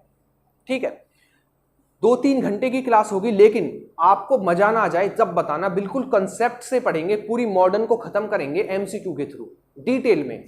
ठीक है, तो अब हम शुरू करते हैं तेल रिफाइनरी। सबसे पहले बात करते हैं रिफाइनरी क्या होता है। रिफाइनरी का मतलब होता है ऐसी फैक्ट्री जो शुद्धिकरण करती हो। ठीक है ना, तेल रिफाइनरी का मतलब वो जो तेलों का शुद्धिकरण करती हो, तेल रिफाइनरी। भारत में कुल कितनी तेल रिफाइनरी हैं? तो भारत में कुल 23 तेल रिफाइनरी हैं। कितनी? 23, जिसमें से 18 हमारी गवर्नमेंट के अंडर आती हैं, और उसमें से नेक्स्ट 3 जो है हमारी वो आती है हमारी प्राइवेट सेक्टर के अंतर्गत, और 2 आती हैं हमारी निजी और प्राइवेट दोनों के अंतर्गत। ठीक है, जो हमारी 18 हैं उनमें से 9 जो हमारी आईओसी यानी इंडियन ऑयल कॉरपोरेशन के अंतर्गत आती हैं, जो कि भारत की सबसे बड़ी तेल रिफाइनरी है, आईओसी। ठीक है, उसके बाद हम बात करते हैं जो 3 निजी हैं, उनमें से दो हमारी जो आती हैं RIL यानी रिलायंस इंडस्ट्रियल लिमिटेड। ठीक है ना, रिलायंस इंडस्ट्रियल लिमिटेड के अंतर्गत आती हैं, IRL के अंतर्गत आती हैं। 3 में से 2 बात करें, एक हमारी एसर के अंतर्गत आती है, एसर के अंतर्गत आती है, और लास्ट निजी और प्राइवेट में 2 पड़ती है हमारी। ठीक है, ये आपको याद रखनी है। कुल 23 तेल रिफाइनरी हैं। 23वीं तेल रिफाइनरी पारादीप उड़ीसा में लगाई गई थी, पारादीप उड़ीसा में लगाई गई थी, जो कि भारत की सबसे बड़ी तेल रिफाइनरी है, जो कि भारत की सबसे बड़ी तेल रिफाइनरी है। बात करें भारत की पहली तेल रिफाइनरी कब लगाई गई थी, तो भारत की पहली तेल रिफाइनरी 1893 में डिगबोई में लगाई गई थी। कहां पर? डिगबोई में लगाई गई थी, जो कि हमारा स्थान असम में पड़ता है। कहां पर? असम में पड़ता है। तो आपको मुख्य रूप से यहां से क्या याद रखना है, टोटल जो हमारी तेल रिफाइनरी है उनकी संख्या है 23। टोटल तेल रिफाइनरी है 23, जिनमें से सार्वजनिक क्षेत्र के अंतर्गत हमारी 18 आती हैं। 18 सार्वजनिक क्षेत्र के अंतर्गत आती हैं।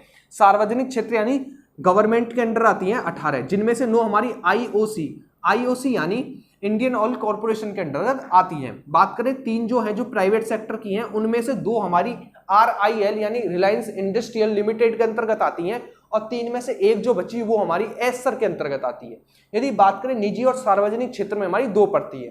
ठीक है, सबसे बड़ी हमारी पारादीप है, जो कि सबसे नवीनतम या 23वीं तेल रिफाइनरी है, जो कि उड़ीसा में है। ठीक है, और बात करें जो हमारी पारादीप तेल रिफाइनरी है वो किसके अंडर में है, तो वो भी आईओसी यानी इंडियन ऑयल कॉर्पोरेशन के अंडर आती है। ठीक, आइए सबकी अब लोकेशन देख लेते हैं। जैसे कि भटिंडा और पानीपत हमारी पंजाब में पड़ती हैं, भटिंडा और पानीपत हमारी पंजाब में पड़ती हैं। कह सकते हैं पानीपत हमारी हरियाणा में पड़ती है। ठीक है ना, कभी कभी क्या होता है कि ये बॉर्डर पर होती हैं और इनका नाम पंजाब हरियाणा दोनों में काउंट होता है। यदि आपको पंजाब मिले तो पंजाब लगाना, हरियाणा मिले तो हरियाणा लगाना, लेकिन दोनों ऑप्शन नहीं आएंगे। तो मुख्य रूप से आप याद कर लीजिए, पानीपत हरियाणा और भटिंडा पंजाब में। ठीक है, नेक्स्ट बात करते हैं कोयली, जामनगर और वादीनगर। कोयली, जामनगर और वादीनगर ये पड़ती है हमारी गुजरात में। कहां पर? गुजरात में। ठीक है, गुजरात में। यदि बात करें ट्राम्बे, तो ट्राम्बे पड़ती है हमारी महाराष्ट्र में। कहां पर? महाराष्ट्र में ट्राम्बे। ठीक है, बात करें किसकी? मंगलौर, तो मंगलौर पड़ती है हमारी कर्नाटक में। कहां पर? कर्नाटक में मंगलौर पड़ती है। ठीक है, बात करें कोचीन की, तो कोचीन हमारी केरल में पड़ती है, केरल में पड़ती है, और केरल का प्राचीन नाम कोचीन है। ठीक है। बात करें तमिलनाडु में, तो तमिलनाडु में हमारी दो पड़ती हैं, कौन कौन सी, चेन्नई और नागपट्टनम। चेन्नई और नागपट्टनम हमारी तमिलनाडु में पड़ती हैं। यदि बात करें हम विशाखापट्टनम, पारादीप, तो विशाखापट्टनम और ताटीपका दोनों हमारी आंध्र प्रदेश में पड़ती है। विशाखापट्टनम और ताटीपका। पारादीप हमारी उड़ीसा में पड़ती है। कोलकाता और हल्दिया हमारी वेस्ट बंगाल में पड़ती हैं। बरौनी हमारी बिहार में पड़ती है। मथुरा यूपी में पड़ती है। बोगई गांव गुवाहाटी और नीलामगढ़ी डिगबोई, ठीक है ना, डिगबोई और लिख लीजिए डिगबोई, ठीक है। डिगबोई, बोगई गांव, गुवाहाटी और नीलामगढ़ी ये हमारी असम में पड़ती हैं, ठीक है। तो आपको इनकी लोकेशन याद रखनी है और टोटल क्या याद रखना है। सबसे पहली तेल रिफाइनरी हमारी 1893 में डिगबोई यानी असम में लगाई गई थी। भारत में कुल 23 तेल रिफाइनरी हैं, जिसमें से सार्वजनिक क्षेत्र यानी सरकारी क्षेत्र में 18 आती हैं। 18 में से 9 हमारी आईओसी यानी इंडियन ऑयल कॉरपोरेशन के अंडर में आती हैं और 3 हमारी प्राइवेट सेक्टर के अंतर्गत आती हैं, जिसमें से 2 हमारी पड़ती हैं, किसमें, 2 हमारी पड़ती हैं RIL यानी इंडियन रिलायंस इंडिया लिमिटेड के अंतर्गत, और एक हमारी एस्सर के अंतर आती है, एस्सर के अंतर्गत आती है। निजी और सार्वजनिक क्षेत्र में हमारी 2 पड़ती हैं, ठीक है। बात करें 23वीं तेल रिफाइनरी कौन सी थी, तो वो थी पारादीप, जो कि भारत की सबसे बड़ी तेल रिफाइनरी है, जो कि हमारी आईओसी यानी इंडियन ऑयल कॉरपोरेशन के अंडर में आती है। बात करें भटिंडा हमारी पंजाब में पड़ती है। पानीपत हमारी हरियाणा में पड़ती है। कोयली, जामनगर और वादीनगर हमारी गुजरात में पड़ती है। बात करें ट्राम्बे हमारी महाराष्ट्र में पड़ती है। मंगलौर हमारी कर्नाटक में पड़ती है। कोचीन हमारी केरल में पड़ती है। नागपट्टनम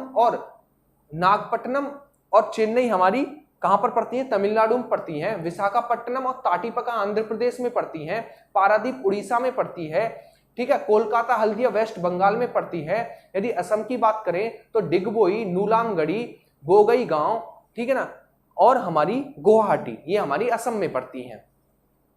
तो आपको ये चीजें याद रखनी है, कंसेप्ट बनाकर रखने हैं, ठीक है ना। इसी प्रकार वीडियो को कंप्लीट देखते रहना है। तो ये था आज की हमारी मास्टर वीडियो, जिसके अंतर्गत हमने सबसे पहले क्या पढ़ा था, तो सबसे पहले हमने किन पर, झीलें, ठीक है, झीलें, जनजातियां, इन पर बात की थी, हिमालय पर बात की थी। उसके बाद हमने पढ़ा क्या, ग्लेशियर, ठीक है ना, दर्रे। उसके बाद हमने तेल रिफाइनरी को कंप्लीट किया। ये सभी वीडियो आपको तब हेल्प करेंगी जब एग्जाम आएगा। आपको जब इनकी वैल्यू समझ में आएगी, जब आपके पास बहुत सारी बुक्स होंगे लेकिन पढ़ने का टाइम नहीं होगा। ये वीडियो आपको इतना मोटिवेट करेंगे और इतनी हेल्प करेंगी एग्जाम में, आप आसानी से एग्जाम निकाल सकते हैं। जो आपके NTPC, group D, PCS prelims level तक के एग्जाम आसानी से अटेम्प्ट कर सकते हैं, गारंटी है मेरी, ठीक है। क्योंकि मैंने दिए हैं एग्जाम, तो मुझे थोड़ा अनुभव है।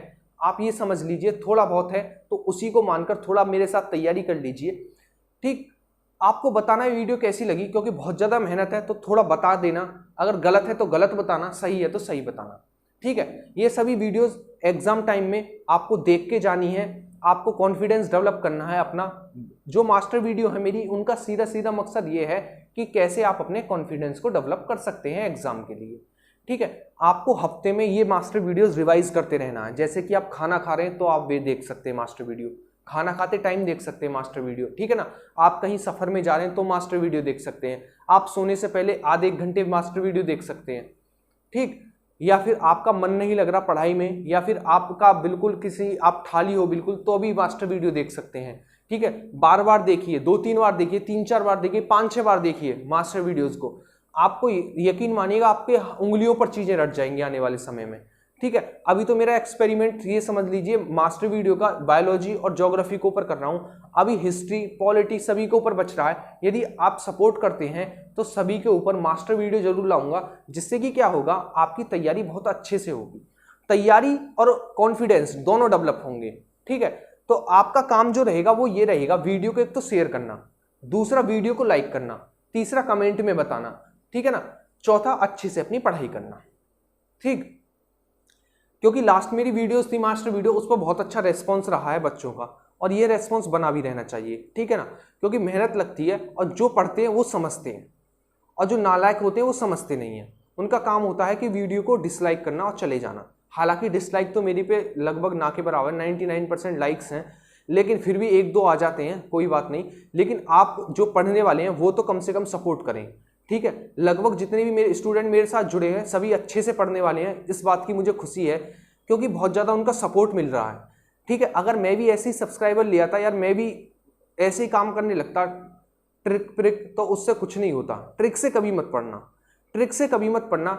ट्रिक के क्या होता है, पहले तो ट्रिक को याद करना पड़ता है, फिर उस क्वेश्चन को याद करना पड़ता है, फिर उसके आंसर को याद करना पड़ता है, और एग्जाम में कुछ भी याद नहीं रहता है। सबसे बड़ी खास बात यह है ट्रिक की, ठीक है ना। ट्रिक का काम है इंसान को पागल बनाना, शॉर्टकट तरीके से, ये ट्रिक का काम होता है। तो ट्रिक से तो बिल्कुल ना पढ़ें, मेरे साथ पढ़ें। आपको ट्रिक की क्या, आपको ये कहोगे कि कंसेप्ट में मजा आता है, ठीक है ना। कंसेप्ट पढ़ने चाहिए, हमेशा एग्जाम में क्वेश्चन कंसेप्ट से पूछे जाते हैं, ठीक है। कंसेप्ट पढ़िए, मेरे साथ प्रीवियस ईयर क्वेश्चन लगाइए, सिलेक्शन ना हो तब बताना, ठीक। अच्छे से पढ़ना है, लेकिन जो मैंने पढ़ाया उसे कंप्लीट करते चलना है, साथ के साथ उसे पेंडिंग में न डालें। यदि पेंडिंग में डालेंगे तो मैं लगातार क्लास ले रहा हूँ, एक भी दिन मिस नहीं कर रहा हूँ, यहाँ तक कि संडे भी मिस नहीं कर रहा हूँ, किसी किसी दिन दो क्लास आती हैं, तो आप कैसे कवर करेंगे, ठीक है। तो आपको साथ के साथ कवर भी करते चलना है, क्लास को अच्छे से कवर करना है। 2 बार कम से कम वीडियो देखिए दिन में, आप आसानी से देख सकते हैं, कोई बड़ी बात नहीं है, इतनी बड़ी वीडियो नहीं है, ठीक। क्योंकि नोट्स में डाल रहा हूं, आपको नोट्स तक नहीं बनाने पड़ते हैं, तो कम से कम वीडियो को तो आप 2 बार देख सकते हैं। खाना खाते समय देखिए, ठीक। पढ़ते समय तो हर कोई देख रहा, खाना खाते समय यूज करिए अपनी मास्टर वीडियोस का तो यूज इस प्रकार कर सकते हैं, खाना खाते समय, कहीं जाते समय, मन नहीं लग रहा तो मास्टर वीडियोस देख सकते हैं, सभी का यूज है। यदि अपनी पढ़ाई का पूरा यूज करने चाहते हैं ना, तो आप खाली टाइम में मास्टर वीडियोस देखिए, कंसेप्ट डेवलप होंगे और टाइम का टाइम बचेगा, ठीक है। तो अच्छे से वीडियो देखना, कंप्लीट करना, नोट्स में इसके डाल दूंगा, और आपका काम बहुत अच्छे से वीडियो को कंप्लीट करना होगा, साथ में शेयर करना होगा, लाइक करना होगा, कमेंट में बताना होगा वीडियो कैसी लगी। मिलेंगे हम इसी प्रकार नेक्स्ट वीडियो में, एक और मास्टर वीडियो में लेकर आऊंगा। अब की बार नेक्स्ट मास्टर वीडियो हम बायोलॉजी के ऊपर कंप्लीट करेंगे, ठीक है। अगर आपका रिस्पॉन्स अच्छा रहा, लाइक अच्छे रहे, ठीक है, कमेंट अच्छे रहे, तो नेक्स्ट वीडियो बहुत ही जल्दी आएगी। आप बताना कमेंट में कि नेक्स्ट वीडियो किस किस टॉपिक्स पे हो, आप कमेंट में बताना जरूर, ठीक है। तो मिलेंगे नेक्स्ट वीडियो में, तब तक अच्छे से कीजिए रिवीजन। Thank you.